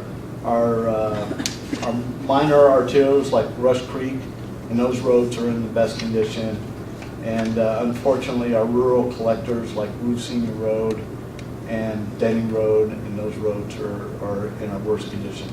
The local streets are just a little bit higher, but we are doing some on Ruth Senior, and we do identify a lot of stuff on the minor collectors, so maybe we'll bring that number up, but it's going to be kind of hard. By miles, this gives you an idea for our PCI is pretty much about, mimics the charts pretty good, but you'll see that most of our roads are in the 70 to 80 range, about 50% rest on that side, 64, and the rest right on the other side. Rick? Yes? Back in that one, does that add up to your 700 miles? No, it adds up to about 490 because it's paved. The paved roads are what we analyze, and So the this dirt doesn't- roads. Dirt roads don't have a PCI because it's pavement index. But wouldn't that be at zero though? What's that? A gravel road, wouldn't that be zero? Well, yeah, but it's not in this chart. So that is kind of misleading though on the condition of roads. If you have a section of roads that we're not talking about is roads that we would like to see. Well, I don't, this ad doesn't add up to 700. This adds up to, I mean, I'm just looking at it, it's up to about 500. Well, I'm just saying when you're talking about you have 12% of your roads are poor, you're not counting 300 miles of dirt roads. Yeah, that no, are poor, it's that we'd like to see in better condition. Yeah, this is, we're talking strictly paved roads. We have 700 miles of roads in our network. We have about 490 that are paved. Okay, funding strategy. Right now, statewide, we have $1.6 billion per year that's spread out. And in the state, as you see, The pavement index in 10 years will drop down to about a 55, and deferred maintenance will go from 40 billion up to 61 billion. So essentially, we keep going the way we are, we're going to dig a bigger hole. In our department, the current funding that we get in about $4.6 million that comes in through the forest reserves. And oh, by the way, I forgot to mention, the forest reserves were renewed, which means that instead of getting just 3.0, we get 4.6. And that's important because that makes up half of our road salary, and we would be facing a lot of hard decisions today if that didn't come back. But half of it goes to salaries. About a third of what's left over goes to materials, and then a little bit less than a third goes to fixed assets. And then the rest is everything else, which is running engineering or producing the matching funds for engineering, the fuels and the maintenance. And those hard decisions we're not facing today, because of that, we're probably going to face in about a year. 2 years. 2 years, okay. 2 years. But we're not all the way out of the woods. But Right. Just a comment though, it's not 2 years because the funding is for This year and next and then year. next year. Next year, yes. Well, it's actually the funding was for 2013, which is last year, but the check usually shows up in January. It shows up in this fiscal year. So we should have seen a check 4 months ago. We did not. What just got passed in Washington the other day requires them to get us a check within 45 days to make up for it. So it's going to show. We're even in worse shape. What's that? We're in worse shape? No, we would have been in worse shape, but we're going to get that check. Right. And then another. And then next year we'll get another check. Next January, we get one more check and And then then after that, And then again, yeah, we'll have to go through this whole process again. yeah, it's not going to happen. Yeah. Good luck Oh, you with said that. that last. Yeah. Yeah, our roads. Well, I have a quick comment. On that last pie chart though, it's mainly labor and it's not the equipment. Let's see if you have that pie chart. The equipment part of that's so small, it's less than a quarter. And so like when the public wonders why we have good tractors and why we have all that expensive equipment, it's to keep the labor costs down so that it runs and effectively does the work quickly. But the hard nut to crack will be going forward is the labor cost on all this maintenance. It is, and our to be quite honest, our guys are the lowest paid guys are close to minimum wage, so you just can't draw your labor costs down anymore. And when we come to labor cost, I think I'm going to get in this a little bit here in a bit, but I'll touch on it.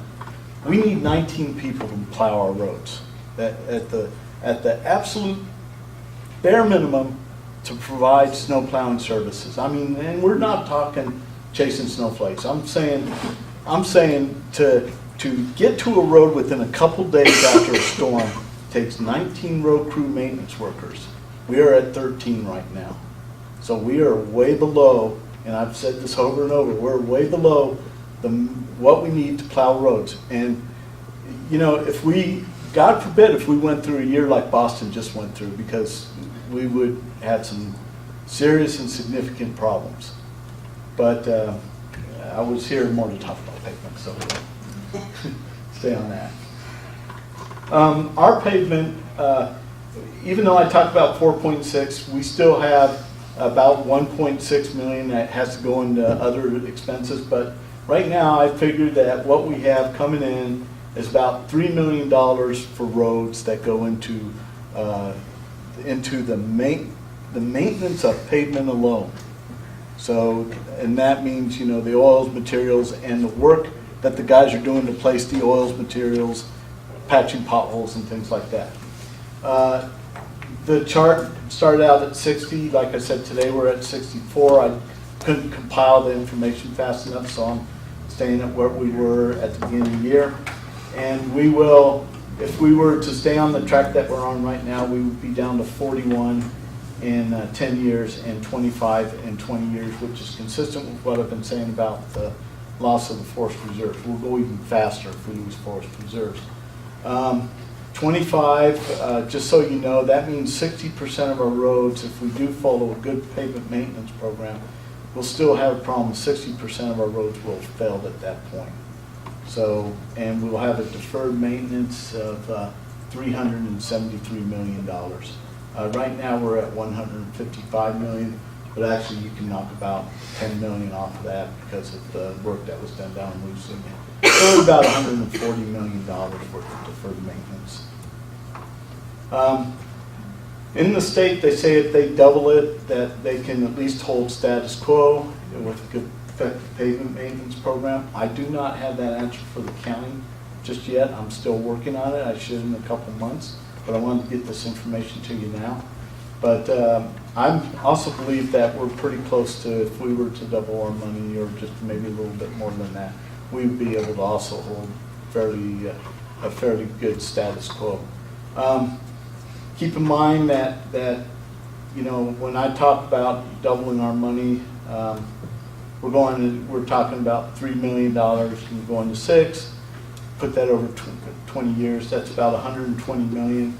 You put that into this calculation, you know, our deferred maintenance is at 140, another 120 takes us to 260. That, having a good effective pavement management program and doubling the money saves us about $100 million more in deferred maintenance, because when your roads get down to failed, your pavement conditions accelerate, going bad. And so your deferred maintenance also accelerates, and the more money you need to fix it. So, you know, by fixing roads today, you save money in the future. And they went through statewide and they estimated we need $7.3 billion to get the pavement condition up to 70. And I do not have those numbers just yet for the county. Supervisor Groves? Yeah, okay. This is what happens without funding. There's a pothole and other things. But statewide, if there's nothing changes in the funding, we go from 6.2 to 25%. Here in Trinity, we go from 15 to 58% of failed roads by 2024 under current funding amounts. And again, that wouldn't count the roads we already have, 300 miles of roads that are considered failed today. We have. Well, they're failed in this pavement. Well, the gravel roads are not paved. Right. Well, no, but they've already failed. We already have 300 miles of failed roads. Were they ever paved? No, they were. A lot of our roads were never paved, like Coffee Creek or East Side Road or Ramshorn. Some were. Some were, and they were reverted back to gravel. Yes. Down in CD, there's one. But what I'm saying is that basically 58% of the roads that are paved today would be gone on top of the 300 miles that we already have. Correct. Yeah, and you know, as a board, you can also make a decision to revert back to gravel roads. And you know, if we were to revert a lot of these failed roads, you'd like, just for discussion's sake, you'd likely end up with more than half of our roads back to gravel. But Rick, like just looking at this picture here, without reverting back to gravel roads, it's not that dire. It's our choice on how crazy a wide road we go and how expensive it is to maintain over time. So a lot of these slopes of these graphs would be different if we had chosen a more focused, smaller, and narrower road system that costs less to repair. Well, here's my dilemma is these reports are prepared in a state that's got 35 million people in there, 38 million or whatever it is. So you tend to have these reports slant towards pictures of urbanized areas. But they're good examples of pavement conditions. Nowhere in Trinity County do we have divided roads like this. So it's your point of narrow roads is well taken, but when I show these pictures, I'm showing them for the pavement conditions so you can see and contrast it there. But our roads, for the most part, many of them are substandard and not a full width. And again, we're talking about pavement maintenance.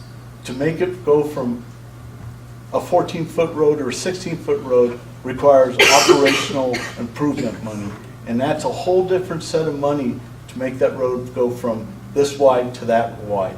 And that's not the money that we're talking about today. We're talking about maintenance money. Just keeping what we have and keeping it in good condition. For bridges, the good news is we've replaced 7 bridges in the past 5 years, and we're looking to replace another 6, probably actually 7 in the next 2 years. 6 bridges in the next 2 years, and then there's 4 right behind that. And we've resurfaced 4 bridge decks. So we are well ahead of everybody else in the state. And part of the reason is the toll credit program has been going on where the state matches the match through a program so that the county doesn't have to produce any money to redo the bridges. And knowing that that program's only here for a set amount of time, it's something that I've been really pushing to focus on. And we will be talking about 5 of those 6 bridges here in the next item. But our bridge program, we're doing really good. As a matter of fact, we're doing great compared to a lot of other counties. And then when I talk about roads, I'm not just talking about roads. You know, we also have sidewalks, curb ramps, gutters, storm drains, lighting signs, retaining walls, clearing in Trinity County. Clearing the ditches and brushing the brush is a big thing. So, you know, we have all those kind of things that also factor into it. We don't have the high expense that a lot of the urban areas have, but we still have some expense. But ours is not as, it doesn't hit us as much as it does with other agencies. But it still factors into these statewide numbers. 10-year mean in the state of California, right now is $72.7 billion and then you see that, but they have a total of $100 billion shortfall. So now you see why everybody's tripping over everybody else to get more money and why it's such a big argument. Our funding right now is only 1/3 of that. So in the statewide, it's very short, but still it's something that needs to be addressed. Funding shortfalls here for Trinity County. We're very dependent on the STIP formula for funding distribution. And the STIP formula is a portion of where 25% comes by road miles and 75% comes by population. And here's a pretty good graph of that I kind of, when I talk to my compatriots, I talk about the 25% of the road miles. If you put it down on a graph, I call that the maintainable funding. It's essentially, it's centerline miles, and it's the bare minimum amount of money you need to maintain that mile of road. And you have a lot of the agencies will say, well, yeah, but we pay the gas tax and we're the ones collecting, and it all should come back to where it's paid. And I say, well, that's the equitable part of the line. And the equitable starts at 0 and goes to whatever the population is. You know, once you get up to LA, it's way beyond the road miles. But you'll see there's a little box down there I hatched, which is called sustainability. And the large agencies want you to go to population-only based formulary, where I say, no, we got to stay with STIP, which is 25%, 75%, and I always point to sustainability. If you don't keep that formula, you don't give us money that's sustainable to keep our system. Essentially, we go off a cliff. And we're at the very, very beginning of that sustainability area, where for every dollar that goes out of this county, we get $6 to $7 back. So we do get supported by the organized areas quite a bit. Any new funding and programs that come in must take this road mile component into consideration, because it provides sustainability and for us and for other remote counties. As part of Prop 1B, the county updated pavement management system. We now utilize it to make the most effective maintenance decisions. That is something that I'm working on, so that when we have it this summer, so when we go and we chip seal roads and slurry seal the roads, we're doing the right roads that are going to give us the most effective use of that dollar. Trinity shortfall, 6 to 7 million annually with a backlog of 55 million, and that's if we wanted to bring it up to perfect conditions. This is down since 2012 due to the FHWA paving project. When I did this, Secure Rural Schools hadn't been signed by the president yet, so I did say that it was funded through January 2017. Actually, it's 2016, sorry. But it still decreases 5% annually. And the thing that I haven't talked much about, but is a problem this year, is that gas prices are now, they were $2 earlier, and they're $3, and that had a huge effect on the gas tax. And Huda, we get $2.4 million last year. This year they're only predicting we'll get 1.8. So that's about, right now it's about a $600,000 drop. Earlier they were predicting it to be 800, and they smoothed it out a little bit, so it's a little bit higher than it was supposed to be. However, we do have some positive things to report. Trinity County has been very fortunate to receive a substantial investment in the Highway Bridge Program and Federal Lands Access Program, which is $42 million over the last 5 years from FLAP, and another 7.5 coming in for the next year. And then working with the Federal Highway System, or Federal Highway Safety Improvement Program, we're expecting another $3 million to be invested in striping and signage to help with reduce our accident rates. Here's probably the biggest problem with what we have with the funding that we have in the states. The last time we did an adjustment was in 1991, and and it was 18 cents, and it was a fixed fee, so it's not indexed to anything. And what happened was now adjusted to inflation, it's only worth 10.4 cents. And then cars are getting better gas mileage, so it's down to 9 cents. And actually that value is going down really fast because cars and Priuses and all that are out there, and they're driving that rate down. And so what we used to collect in 1991 is nothing like the value of what we collect today. It's the same with all of our road funds. A couple meetings back, I'd mentioned that Secure Rural Schools alone would have been worth $8 million today if we collected what we did in 1990. And here's something that's really telling. In the state of California, if you take gas tax that you prepare, the fees that you pay to what goes towards the road, I know my cable bill is higher than $1,000. You know, DirecTV is freaking expensive. I gotta go to something else. But anyways, the cable's expensive, the cell phone, even the coffee habit. You know, if you buy a mocha every day down at the store for $2, you're paying $7 or $780 a year, and internet at $540. But then you get down to gas tax, and you get down to the vehicle fee that goes towards roads, and we're only collecting $600 or $368 per person in the state of California, or per household, to go towards roads. And it's what do you use, what do you depend on the most out of your day, and that's getting in your car and going down the store on a good road.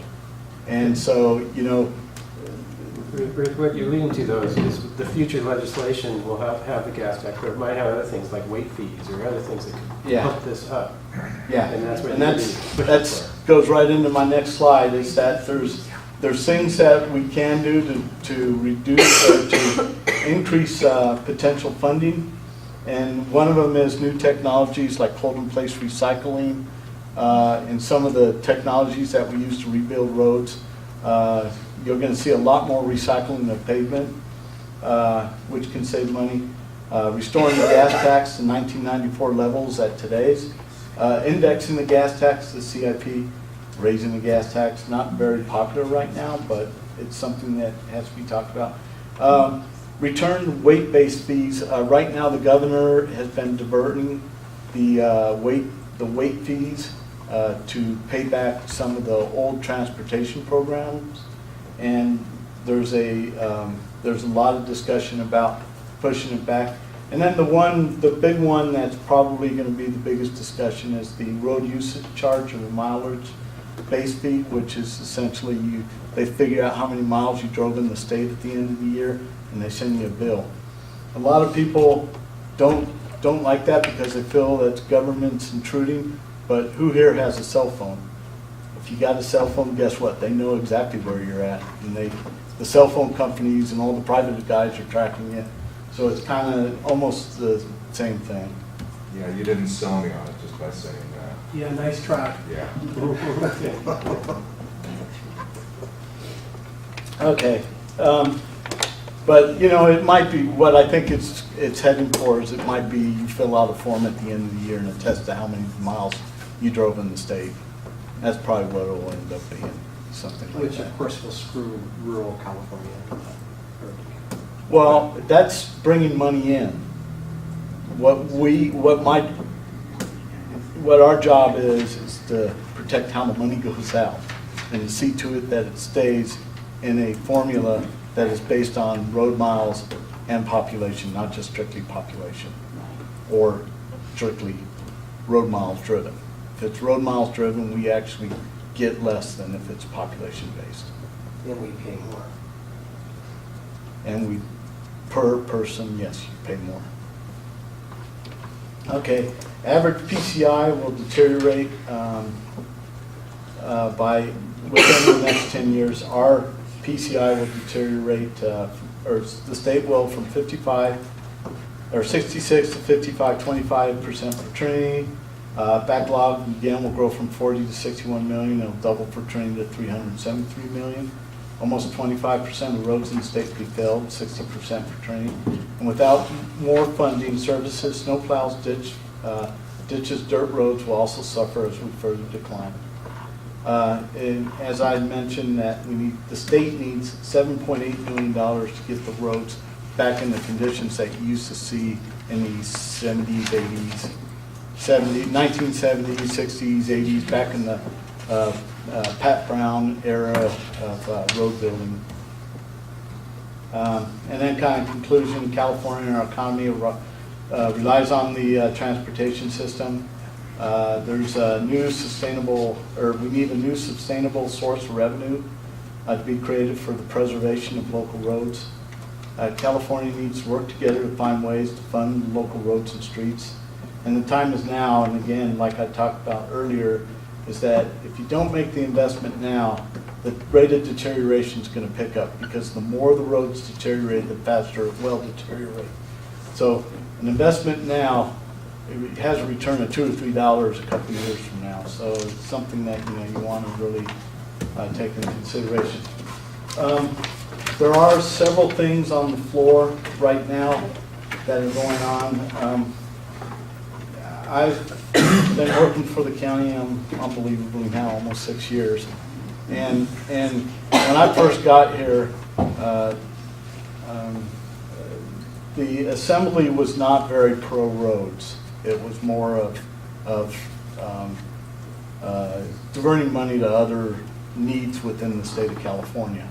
And that was because, a lot of the financial situation the state was in and different things going on. So at that time, they were actually talking, there was 1 year where they were actually talking about taking the Huda and using it in other places. Rick, I'm going to have to speed it up a little bit. My clock is really crunching us. Okay, sorry. This is the first year where the state is actually really taking a focus on transportation. Matter of fact, the governor and legislators said it's one of our top priorities to deal with.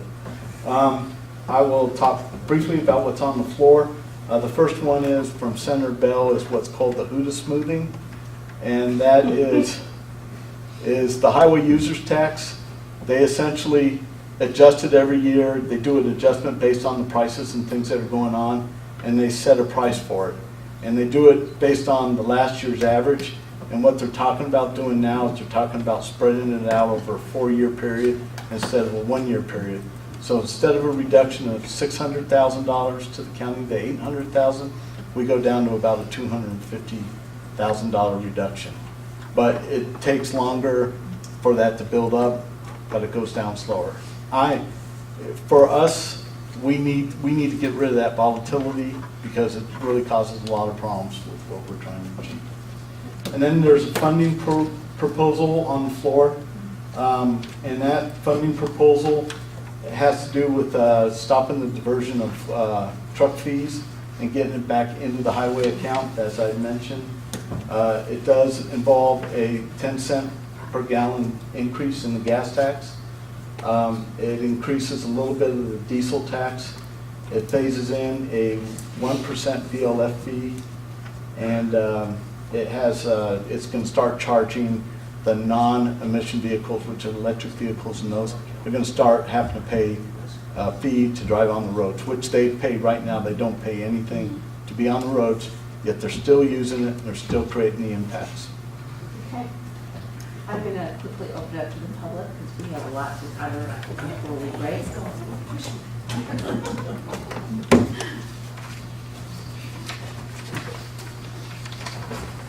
Hi, Diane Sheen. So I'm wondering two things. You were talking about the the secure rural schools. Just a little message. Timber used to pay for a lot of that. And we don't have timber anymore. Also completely different subject. I'm wondering what the paving material is. Is it the new environmentally acceptable porous material where the rain goes through the material, the road, into there so it can drain? Do you know what the material is? I'm sure you Yeah, do. we do not use porous material here. That's a lot more expensive. Is it coming? No, I would say more, if anything, we stepped up to first would be the rubberized pavement, which has a noise reduction quality of about 50%. It's about 50% quieter than the roads And that that's we have not now. good. That's not what the porous is made out of? Was it No, rubberized? it's not porous. Like, what you're looking at is open graded or gap graded pavement, and that doesn't fare too well in cold climates because you get the water down in there and it starts to thaw. It causes it to start breaking apart. But they have used it in some areas. As a matter of fact, 299 parts of it were open graded. And it does fall apart, they're learning, correct? Not in the warmer areas. No, it works pretty well.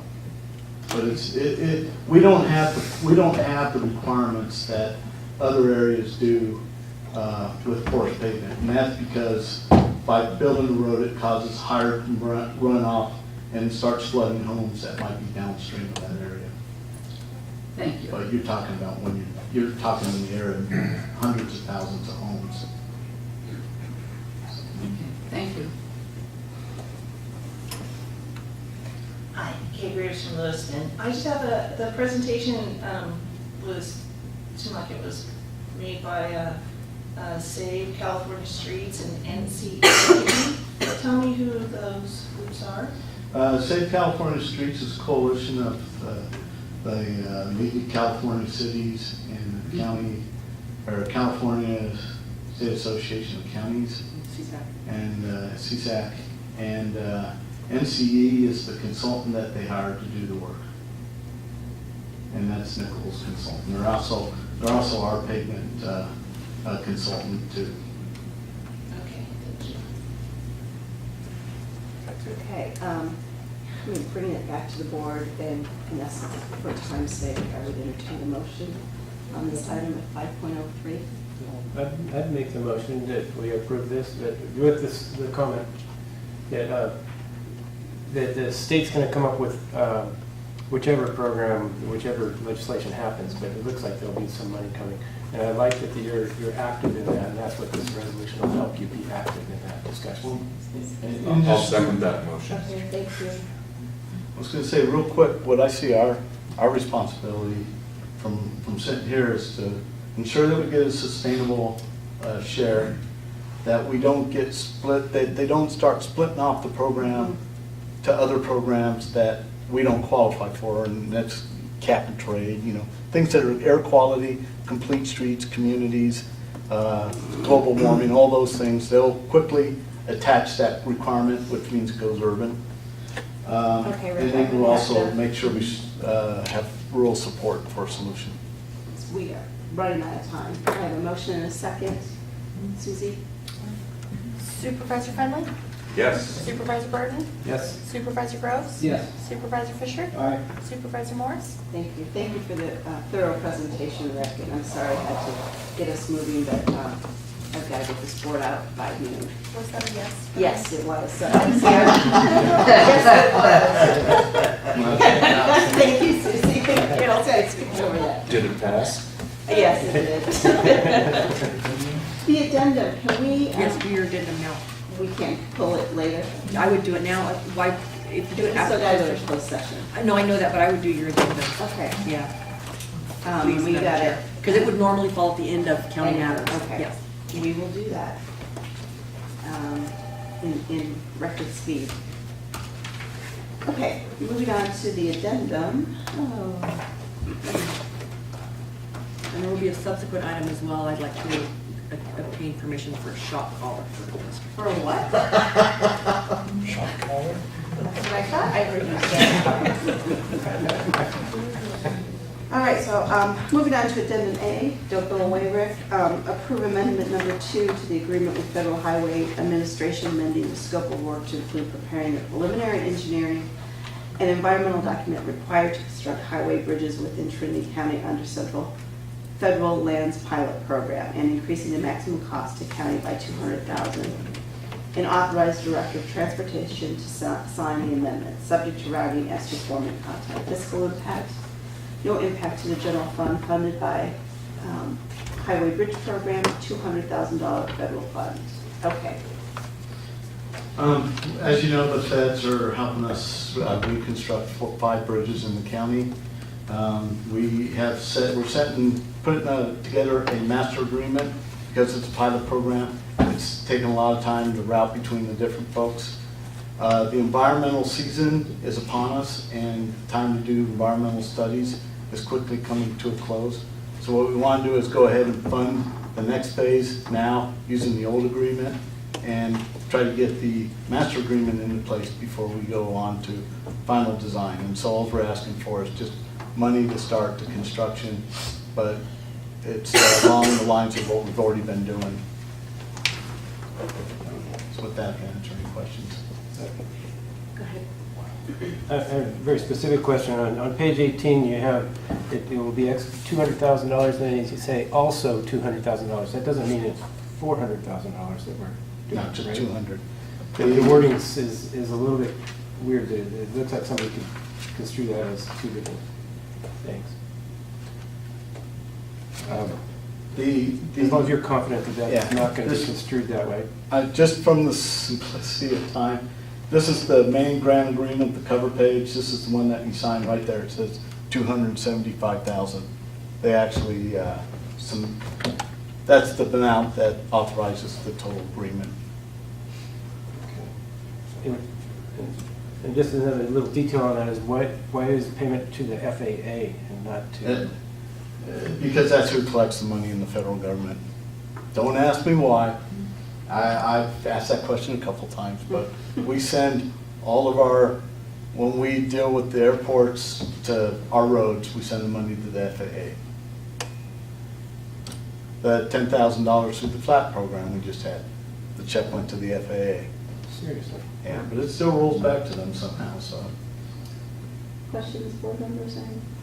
I have a quick question. In your list of bridges that you're proposing, I know you had talked to me about a bridge, the one that goes behind the museum or along the museum. This does not fall into this category, is that correct? No, that bridge is programmed, but the allocation date has not come up yet. Okay, so, but it's not in this. No, because I don't have the money for it yet. That was my Supervisor Burton. Sorry, I have to ask this, but it says it's a design-build type of program. Design-build would mean that they are also going to build after they design, and is that right? One of the things they wanted, the consultants in California and the contractor wanted to make sure it stayed in California. So what it is, instead of them designing in Denver, They're gonna issue a contract, they're gonna do a preliminary design on the bridges, and they're gonna issue a contract in December to design the bridge for 6 months and then to build it that summer. And it's gonna be to the contractor to design it and build it. So, Okay. Any questions from the public?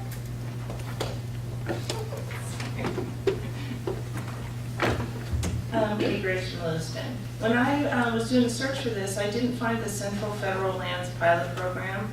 I was curious, is this within the Federal Lands Program?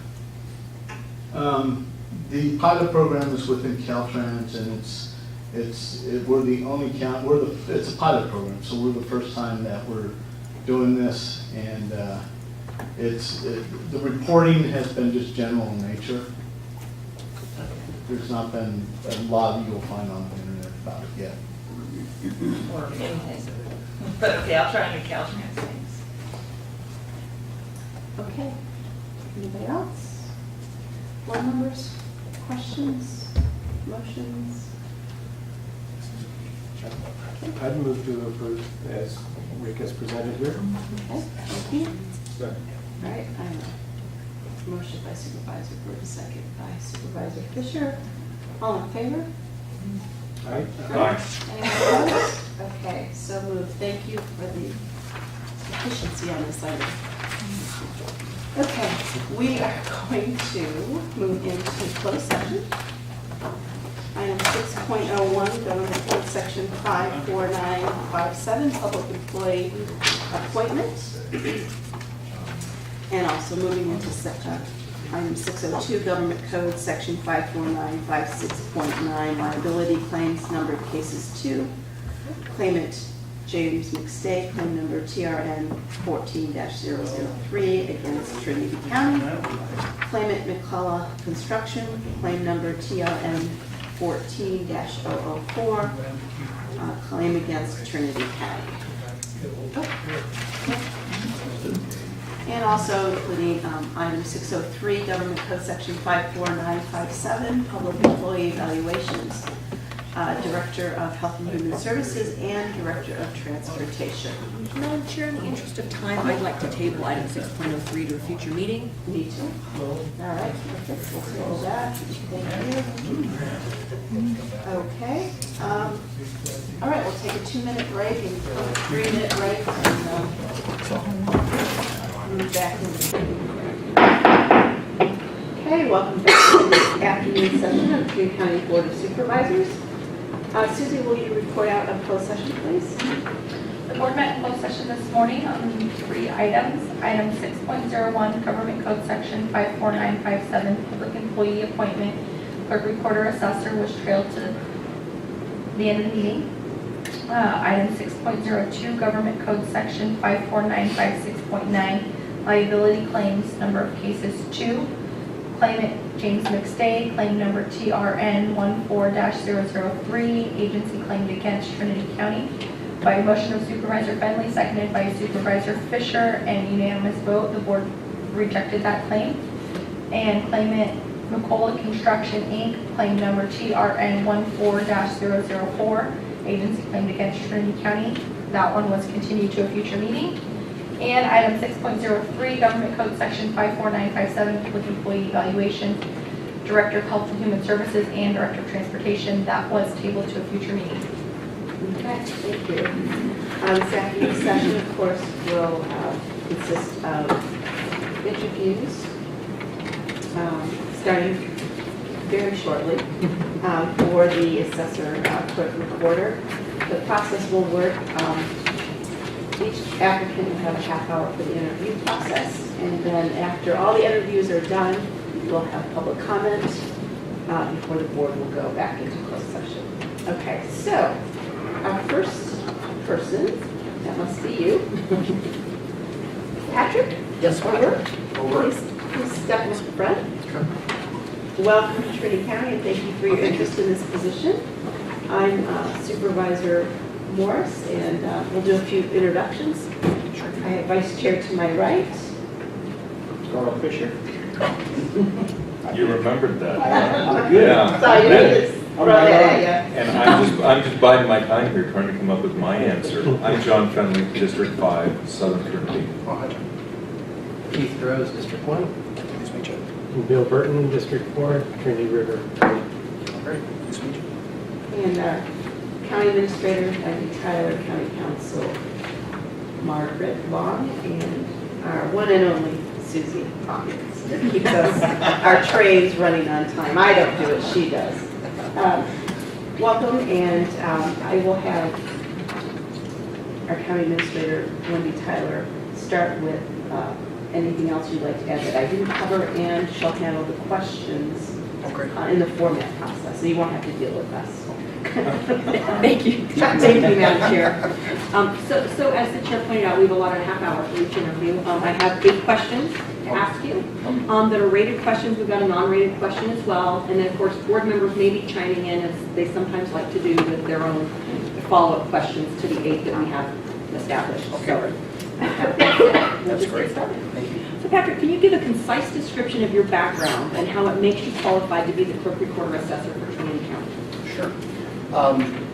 I started out as an entrepreneurial business person. I dropped out of college first time around at age 19, went into business for myself.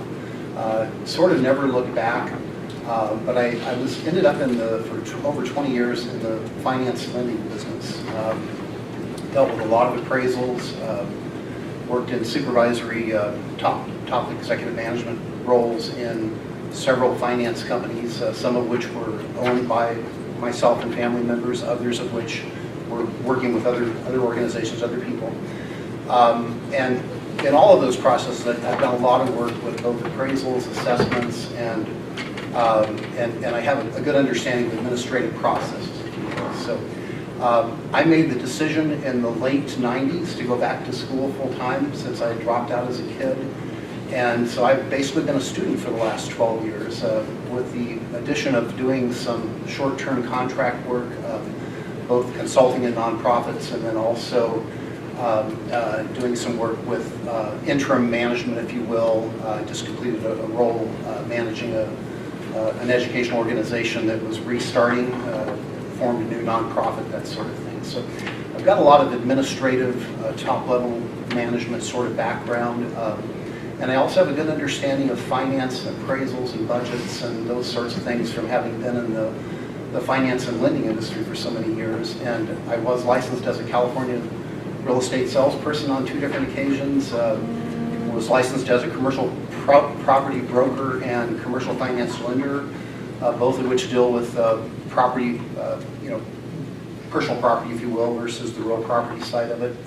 And then during my finance career, predominantly, I was involved with securing new startup businesses with real property. So we did a lot of work with appraisals and the different income approaches and market approaches and replacement cost approaches to appraisal and that sort of thing. So a lot of that has made me, I think, interested, number one, and number two, qualified in a way that I could easily, I think, go through the process. The Board of Equalization plus Los Rios College has a great property tax program where you can get certified for it. And again, it's all part of that standardization and making sure that all the counties are doing things correctly as far as the Board of Equalization overseeing it. So their website is very valuable in regards to both the assessor's manuals and the procedures and processes that it has available there. So I'm excited about the fact that it's something that I can take both that experience plus my education and roll it into one opportunity like that. So to be of service, that's the whole reason why I went back to school, was to be able to work for a government or a nonprofit in a way that could be of service to folks. So. Okay. Yeah, thank you. Follow up? So where does the assessor get the authority to assess? Please tell us your understanding of the responsibilities of the assessor. Oh, sure.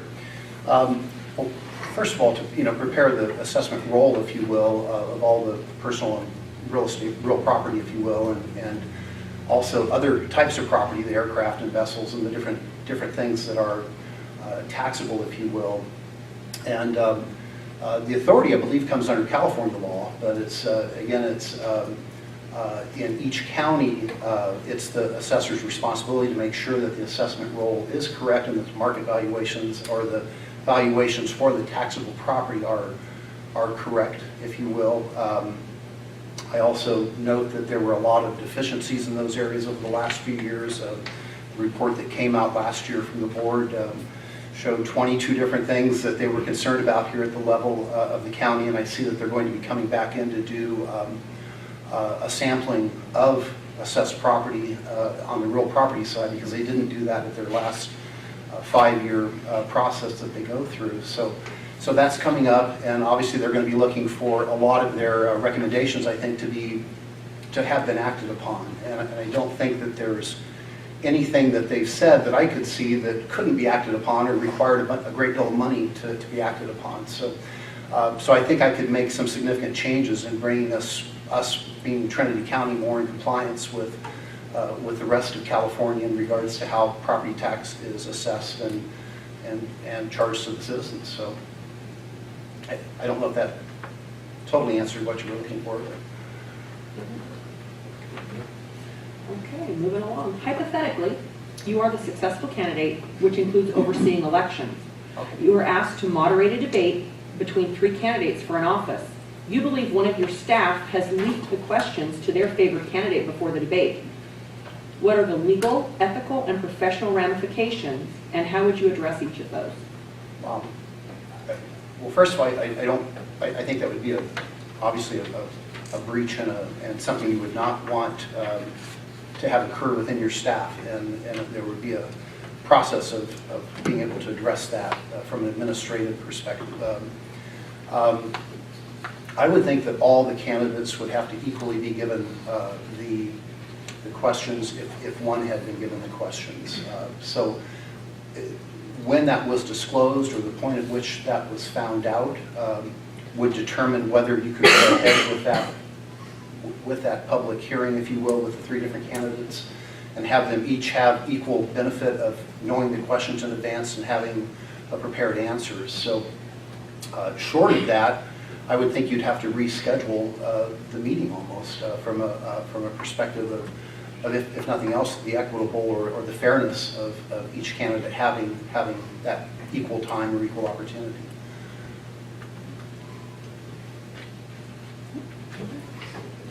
All right, we're moving along.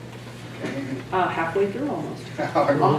All department heads in Trinity County are working department heads responsible for various components of work over and above managing the functions that they oversee. Working in a small and busy office requires the ability to adapt to an ever-changing and often distracting environment. You will be required to move from task to task and at times unable to complete one job in order to deal with another matter. How do you manage competing priorities? Well, I've always used the Franklin Covey system of time and project management, if you will. I've been formally trained in both of those on a couple of different occasions, but where I basically prioritize, ABC, 1, 2, 3, 4, 5, that sort of thing. And I actually thrive on the diversity of being able to have multiple tasks going at once. Not that it's, in my opinion, a good idea to try to multitask per se, because you may not get one task done well, but certainly in a setting, in almost any administrative setting or a setting such as this, I would think there would be issues that would come up that would require prioritization, or if you would call it putting out a fire, or having something that's important that puts it to the top of the list. And it's really just a process of reprioritizing or to reset those priorities to where you take what's in your face and deal with it. And there's no time like the present, and being able to deal with someone who has an issue or a problem before it gets any worse, if you will. So from that perspective, I think it's a matter of adjusting your time and then still maintaining, I don't want to say a sense of decorum, but having the emotional intelligence to be able to not let it bother you or have because again, we are all in any organization, county level, whatever, everyone's in it to make a better functioning unit as a whole. So it's important to be able to help one another in those ways as much as possible. So I actually enjoy that, and I would enjoy serving on other community committees in addition to my work responsibilities. It's the kind of thing that, without being in any area that would have a conflict of interest, but it's the kind of thing that I actually thrive on or enjoy doing. I'm good at that stuff. So.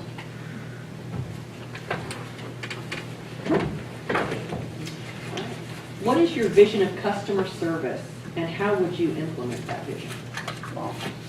I actually wrote a manual on customer service for a group over in the UK back in 2004. It ended up being a 30-page manual, and again, it was based upon how best to deal with a customer from the standpoint of, I don't want to say a customer is always right, but that's the method that you have to come from. In other words, you have to give them the benefit of the doubt and not doubt that they're there to try to take advantage. Not that there aren't folks that might, try to do something that's out of the norm. But I think from a customer service perspective, you have to deal with the public and satisfy them to the level of being able to at least have heard and understand their question. I'm not saying you always have to have the best answer they want, or to be able to give in to, for instance, on a reassessment of a property, you might have a customer come in who's, my property's not worth this amount of money, but so you have to take the time to be able to understand without going into an emotional place with it, but trying to fully understand their side of it in order to, and hopefully they'll bring proof as to why the values may be lower in that particular scenario.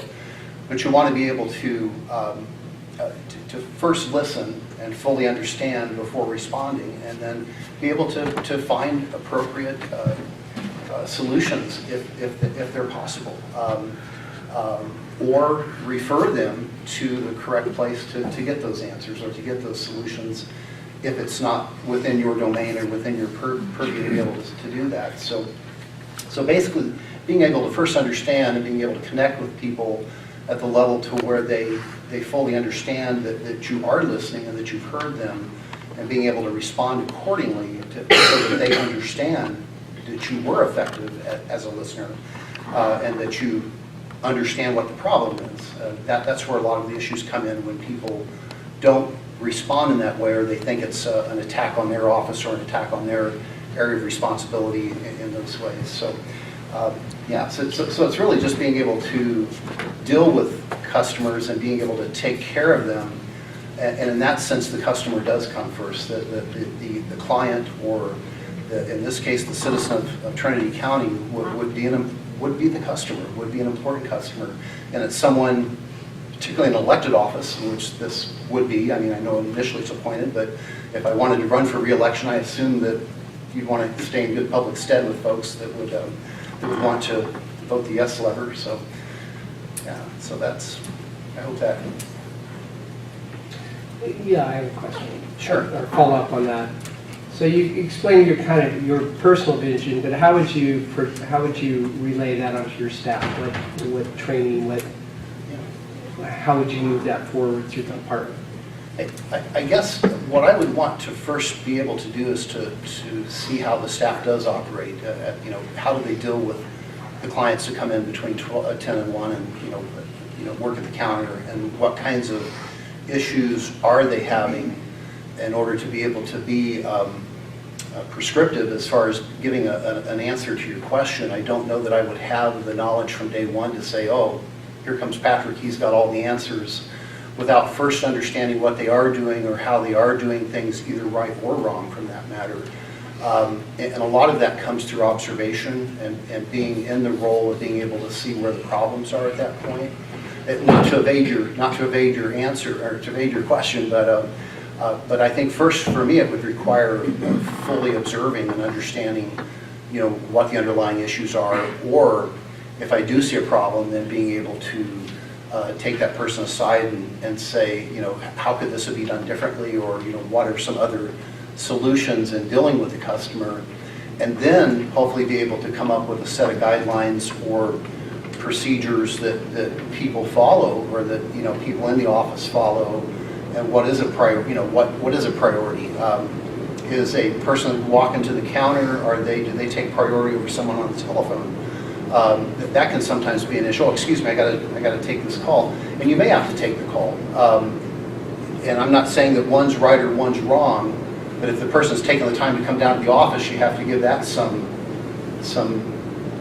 benefit too, in the sense that they're in your face, they're there, they've taken the time to come down, they have a concern, they have an issue, and so there has to be some thought put into whether you sit back there on the phone and just ignore them for 10 minutes and deal with your phone call versus dealing with the customer that's in your face. So did that answer your question? Yeah. Supervisor Gross? Sorry about that. Thank you.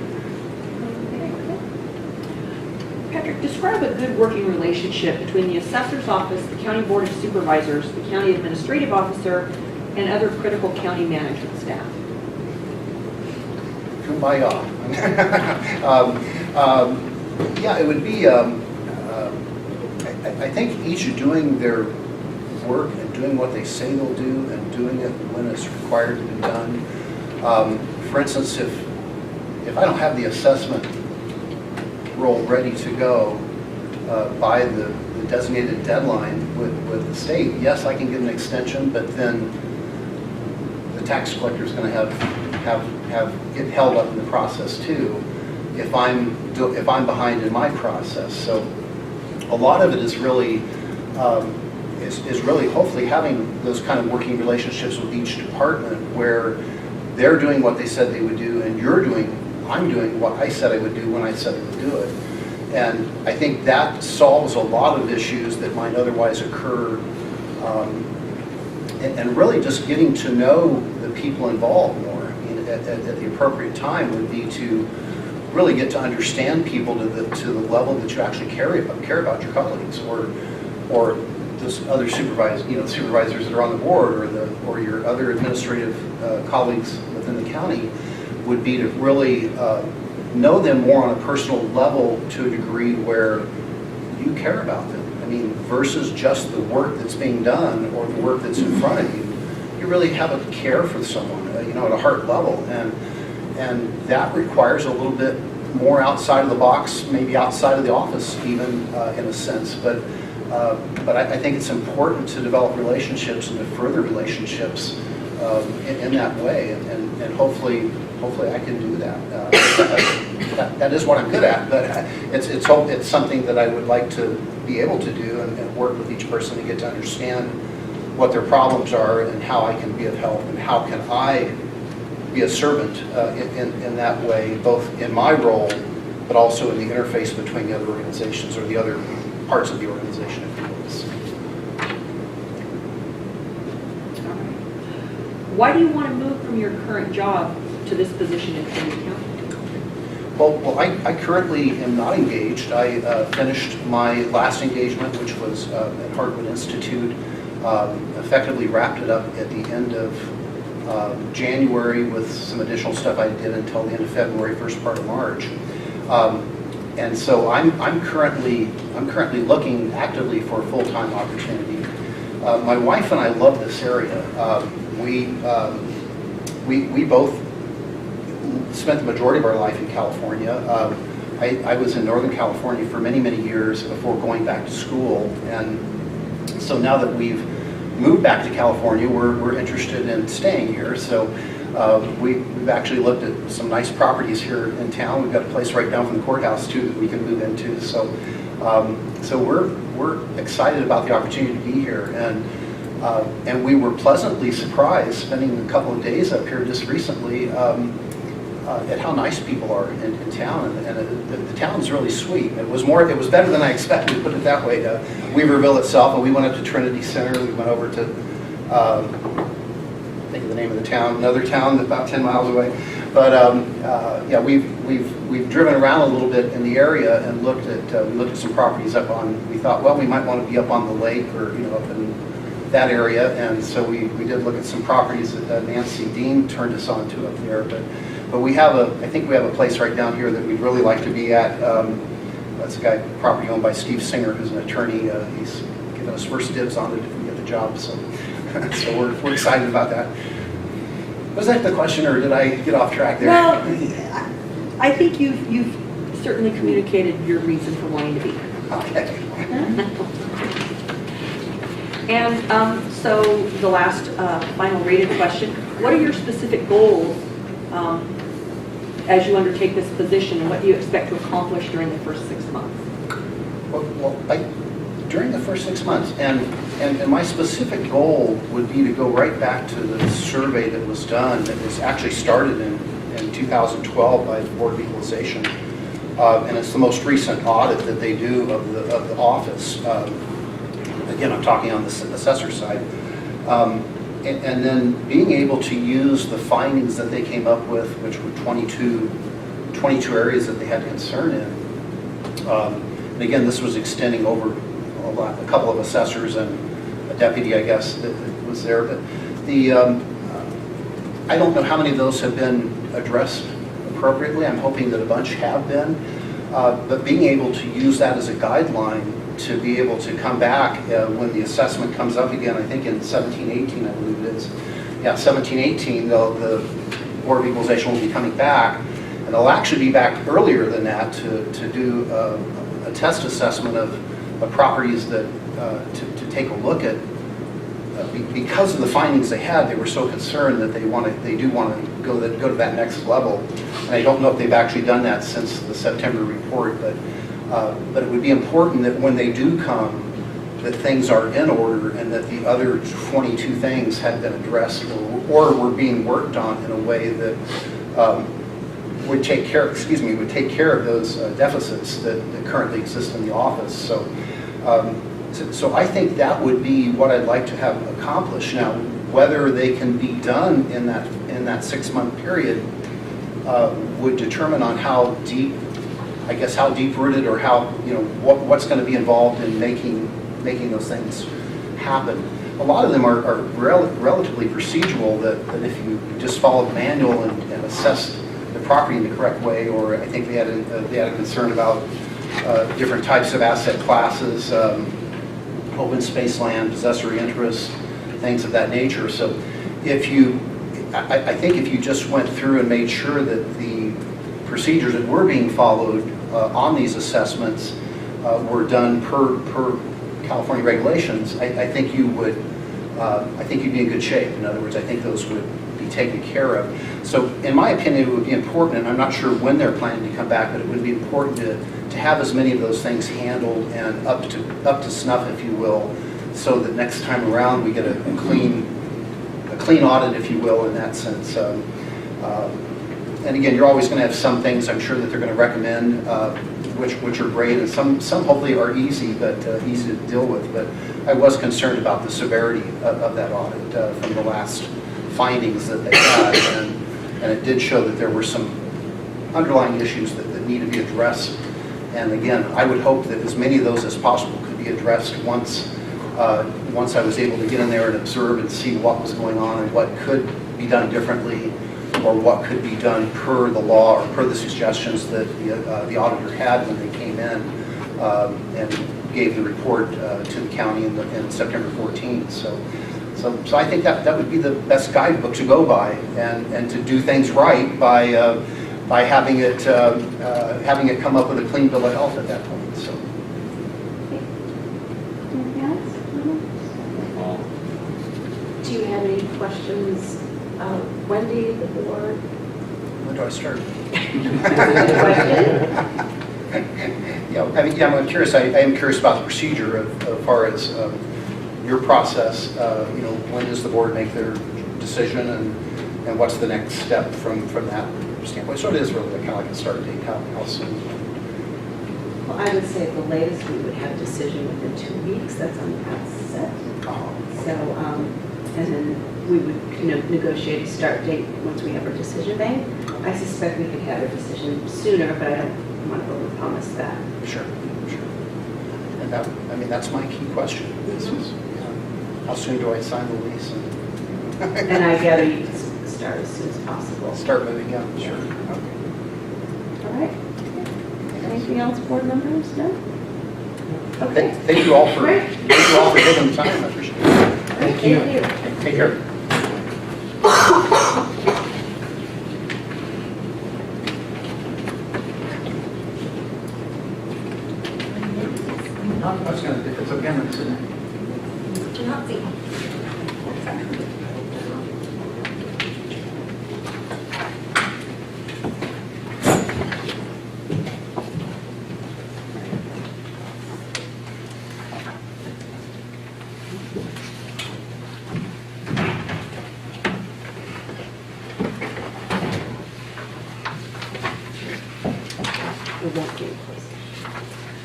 Mindy, welcome. Thank you. Thank you for your interest in this position in Trinity County. We have scheduled interviews at a half hour apiece. And I'm Supervisor Judy Morris, Chair of the Board this year, and to my right is Vice Chair Carl Fisher, I remember. And to his right is Supervisor John Fenley, Southern Trinity, District 5. Welcome. to my left. Keith Rose, Northern Trinity. And Bill Burton, with District 4, the Downriver and Trinity River area. And in front of us is County Administrator Wendy Tyler, who will be handling the questions. To her right is County Counsel Margaret Long.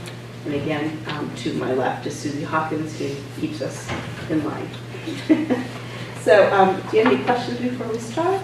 No. No? Okay, welcome again. And Wendy, I'll let you take it from here. Okay, thank you, Madam Chair. We've got 8 questions that are rated, 1 that's non-rated, so, and as the chair indicated, we've got a half hour for the interview. We'll start out with, Mindy, can you give a concise description of your background and how it makes you qualified to be the clerk recorder assessor for Trinity County? I have several years of experience working in a tax and investment office where I worked side by side with a CPA. She was my mentor. She taught me everything she knew about taxes and investments. We did income tax returns for individuals and businesses and investments for them as well. I supervised people in that office. I ran the office when she was on extended vacations. Then after that, I went into law because I liked the legal side. Working in the tax industry, I enjoyed the legal side. So I went into law. I worked in the law office. And then I got my paralegal certificate and I went to work for the federal judiciary as a court clerk in Sacramento. And I got a lot of training there. I was there for about 3 years, working with the legal process and customer service and processing documents and a large amount of caseload.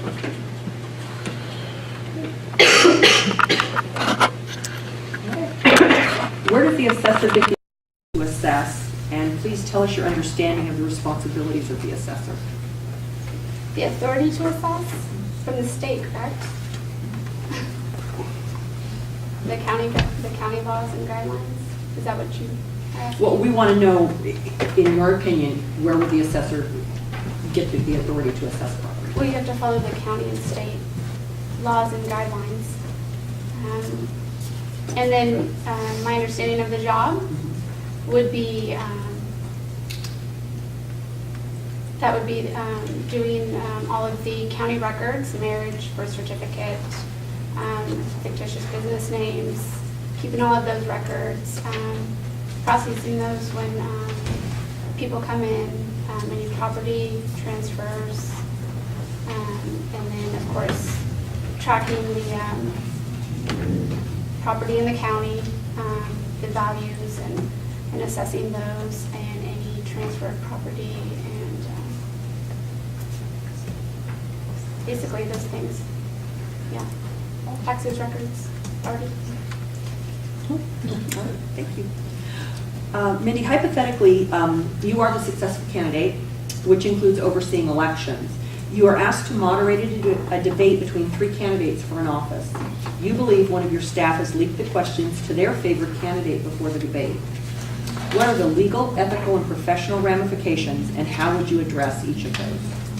Well, that would be a big no-no on that employee's part, and I would imagine that that would likely result in termination if they did something like that.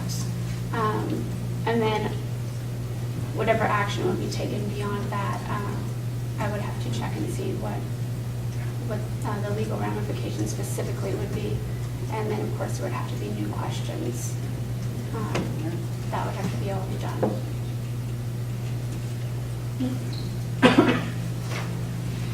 All department heads in Trinity County are working department heads responsible for various components of work over and above managing the functions that they oversee. Working in a small and busy office requires the ability to adapt to an ever-changing and often distracting environment. You will be required to move from task to task and at times be unable to complete one job in order to deal with another matter. So how do you manage competing priorities? I'm really good at prioritizing. That's usually pretty obvious what is most important, what to tackle first. I like to multitask, keep things interesting, fast-paced, challenging. I kind of thrive in that environment, and that is what I've always worked in. So yeah, you handle the most pertinent issues first and work your way down from there, and if you need to enlist help, then you do so. What is your vision of customer service and how do you implement that vision? Customer service, I think it's important to listen to the customer and let them know that you understand and that you hear them and that you're there to help them in the best way possible, and that you will use all the resources that you have to do so. If you don't have the answer, you will find it or you will refer them to someone who does.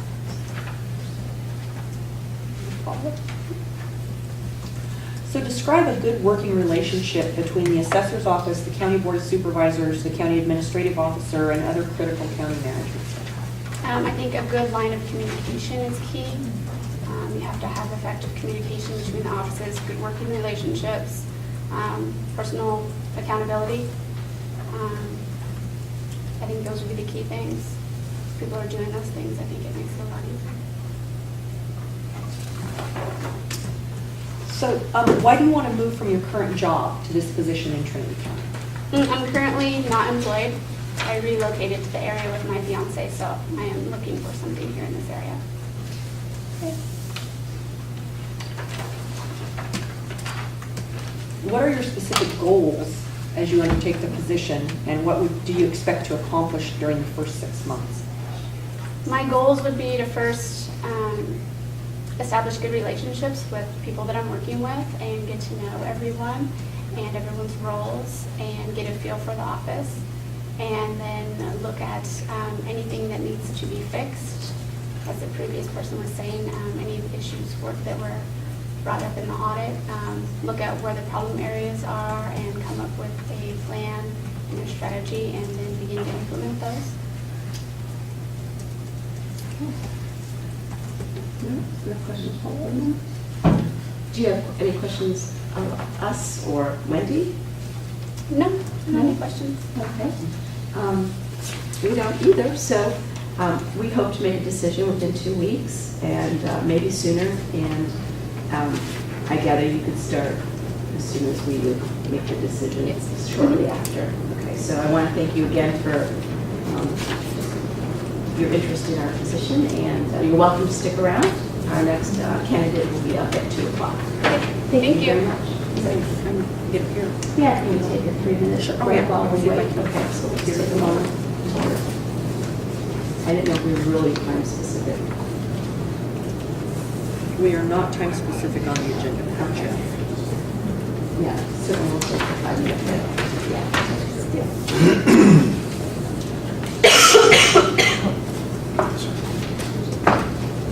We're on a 5-minute break? Yes, sorry, Joe.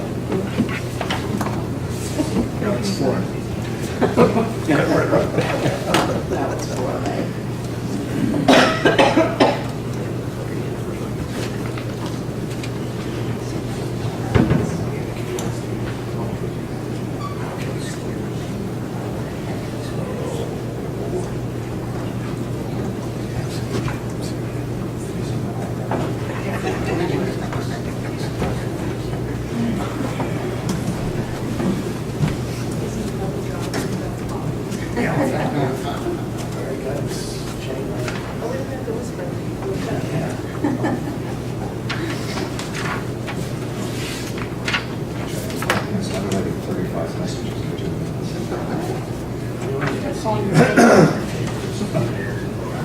Sorry.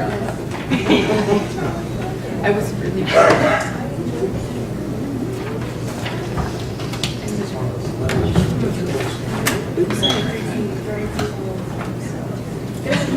Actually, Bill had a schedule, and I was wondering if I could maybe be here in about 5 minutes. Okay. Yes, it was. I only got 3 messages. Oh, you must be important guy. This is lots of Four people answered the same question. I love that. Mostly all the same way. Yeah, they did, yeah. Which means our records are right. There's no second at that time. You were right with the dates.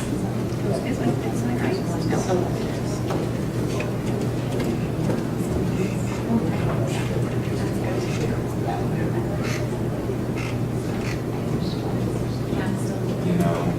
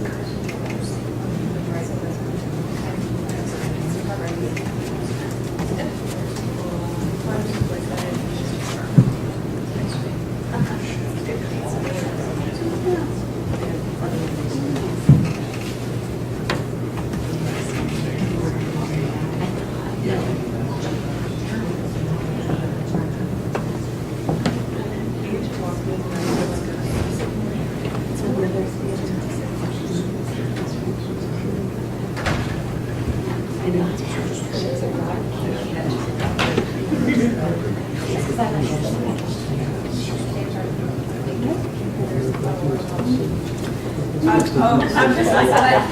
No, my daughter, I'm like, you're so together, your water bottle matches your outfit. Oh, it does. Tomorrow. I don't know what color it is now, but it'll be that color. I figured you. I can promise you that. You throw open your closet and there's a wall of shoes. Water bottles.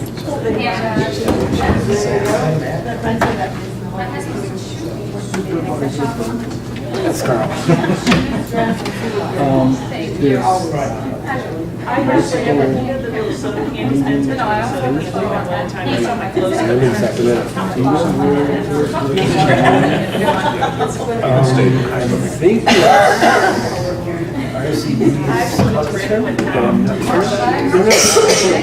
think I saw something that said it was the transportation conference room. And I have an email on it somewhere, so. Oh, I can look it up there. Somehow I lost the earlier email that came out that said we were here. For some reason, I was thinking of that place on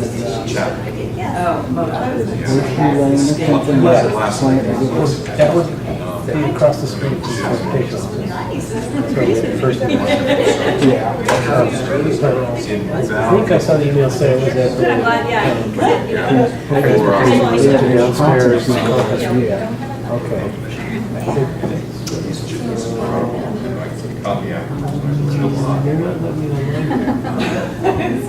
that sometimes they don't do the Wi-Fi here. Sometimes. Well, if you should come across it, maybe just forward it to me. Yeah, I appreciate it. It's on Thursday and the third, and they were changing the timeline. It was the evening, and then somebody moved it to 2 o'clock. What I have is from 1 to 2. Yeah, from 1 to 2. You're in fact, I'll send you. So you've done a good job. Yeah, I think so. Very good job. Welcome. Make it all set. 1 minute. Okay, Catherine? Thank you for coming a little early. And you know all of us. Yes. But I will go, as I do with everybody, Supervisor Judy Morris, to my right vice chair. Carl Fisher. Yes, I'm going to. Supervisor John Dunley, District 5, Southern Trinity. Keith Rose, Clerk. Bill Burton, District 4, Downriver. Thank you. And of course, you know Wendy, and she will be handling the questions, and County Counsel Margaret Long, and I think you know Susie Hawkins, who keeps us together. Wendy will ask the questions. We might chime in with follow-up or clarification, so that's how it will work. Wendy, it is all yours. All right, I'll take off then. Shannon, can you give a concise description of your background and how it makes you qualified to be the clerk recorder assessor for Trinity County? I have worked all facets of the office for the past 5 years, some more than others. And I think that it's very important that whoever fills this position does have knowledge and background of Trinity County. I've also had a total of 20 years working for Trinity County. Follow-up. Where does the assessor get the authority to assess? And please tell us your understanding of the responsibilities of the assessor. The assessor gets their authorities to assess properties through the California Constitution. What was, I'm sorry, the follow-up was what are the responsibilities? Please, your understanding of the responsibilities. The responsibilities of the assessor are to, sorry, I'm nervous, to determine values of all taxable property within Trinity County.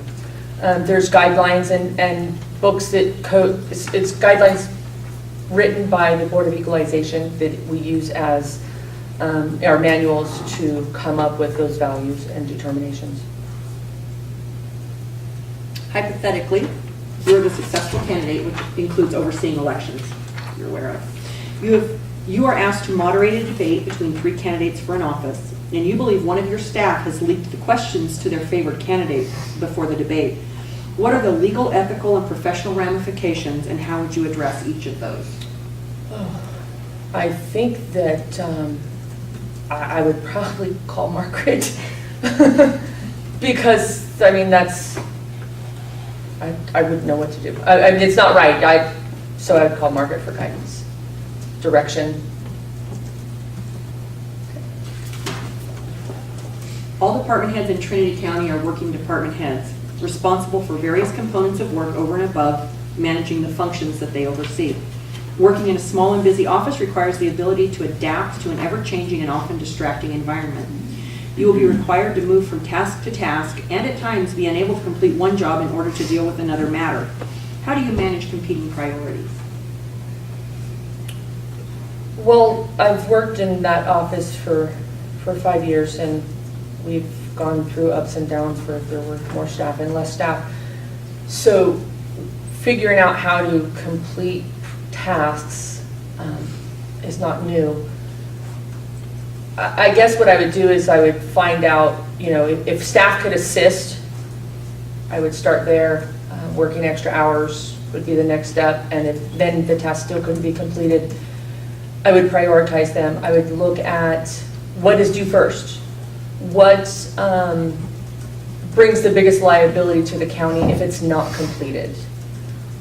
And just evaluate them there, and that's the one I would jump onto first, either do first or going to hold cost the county money or cost my department money or that nature. What is your vision of customer service, and how would you implement that vision? I think customer services is having an understanding for who's in front of you, your public, your county departments, your other agencies, listening to them, hearing what they have to say, and making sure you help them understand where you're coming from, make sure they leave with all their questions answered, meet their needs.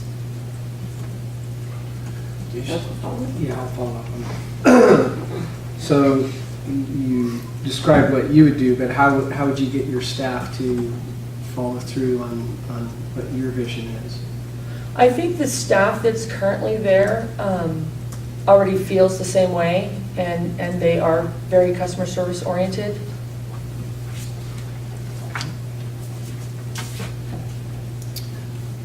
Describe a good working relationship between the assessor's office, the county board of supervisors, the county administrative officer, and other critical county management staff. Wow, you really smiled when you I'm said sorry. the county administrative officer. She's concerned with that. I think the basis of a good working relationship with anybody is just open communication.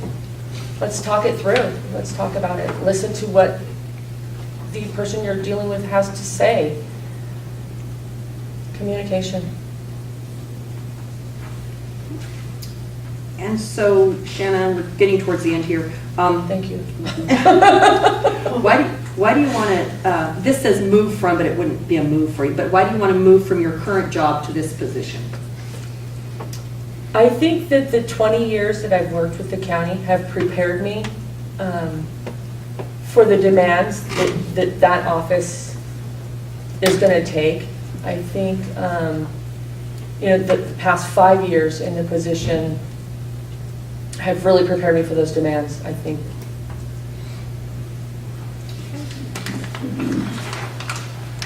During your, so what are your specific goals as you undertake this position, and what do you expect to accomplish during the first 6 months? Well, the biggest things that are coming up with this office is the extension of the role to the auditor's office. And that will get done, regardless of the position I sit in. There's an election come November, so preparing the office to make sure that that happens. We have the budget coming up, so those are things that definitely will happen. The preparation of the budget and working with the CAO and the board to get that done. Something else I'd like to see in the office, and we've gained a little bit of ground this last year, is opening the office to the public more hours. We are available by phone from 8 to 5, but the office is open for 3 hours a day. So I'd like to see that open for more. And as staff gets more familiar, I think that that's feasible within the next 6 months. Okay, any other follow-up questions? Do you have any questions for us or Wendy? Are you making a decision soon? I don't know how it works with these types of positions. Since it's a board decision and public meetings, and I know how it works with other. We hope to have a decision within 2 weeks, likely sooner, but I don't want to overpromise that. And I know if once we make the decision, hypothetically, if it was you, I know you would roll right into that. But 2 weeks would be the latest I would anticipate. Then is anything? And then it goes to a board Then it member. would Can you come to just the board, okay? Okay. For approval, final approval and appointment. But any other questions? No? I don't think so. Okay. No, thank you very much, and thank you for, I know it sounds funny, but thank you for your interest in applying for this new position, so. Thank you. You're welcome. All right. So, we will go back in. Oh, thank you. Thank you for the reminder. Public comment, please. No? Public comment? No? Okay. Closing public comment, then we will move back into closed session. So we will have to clear the room. Thank you, everyone, for attending.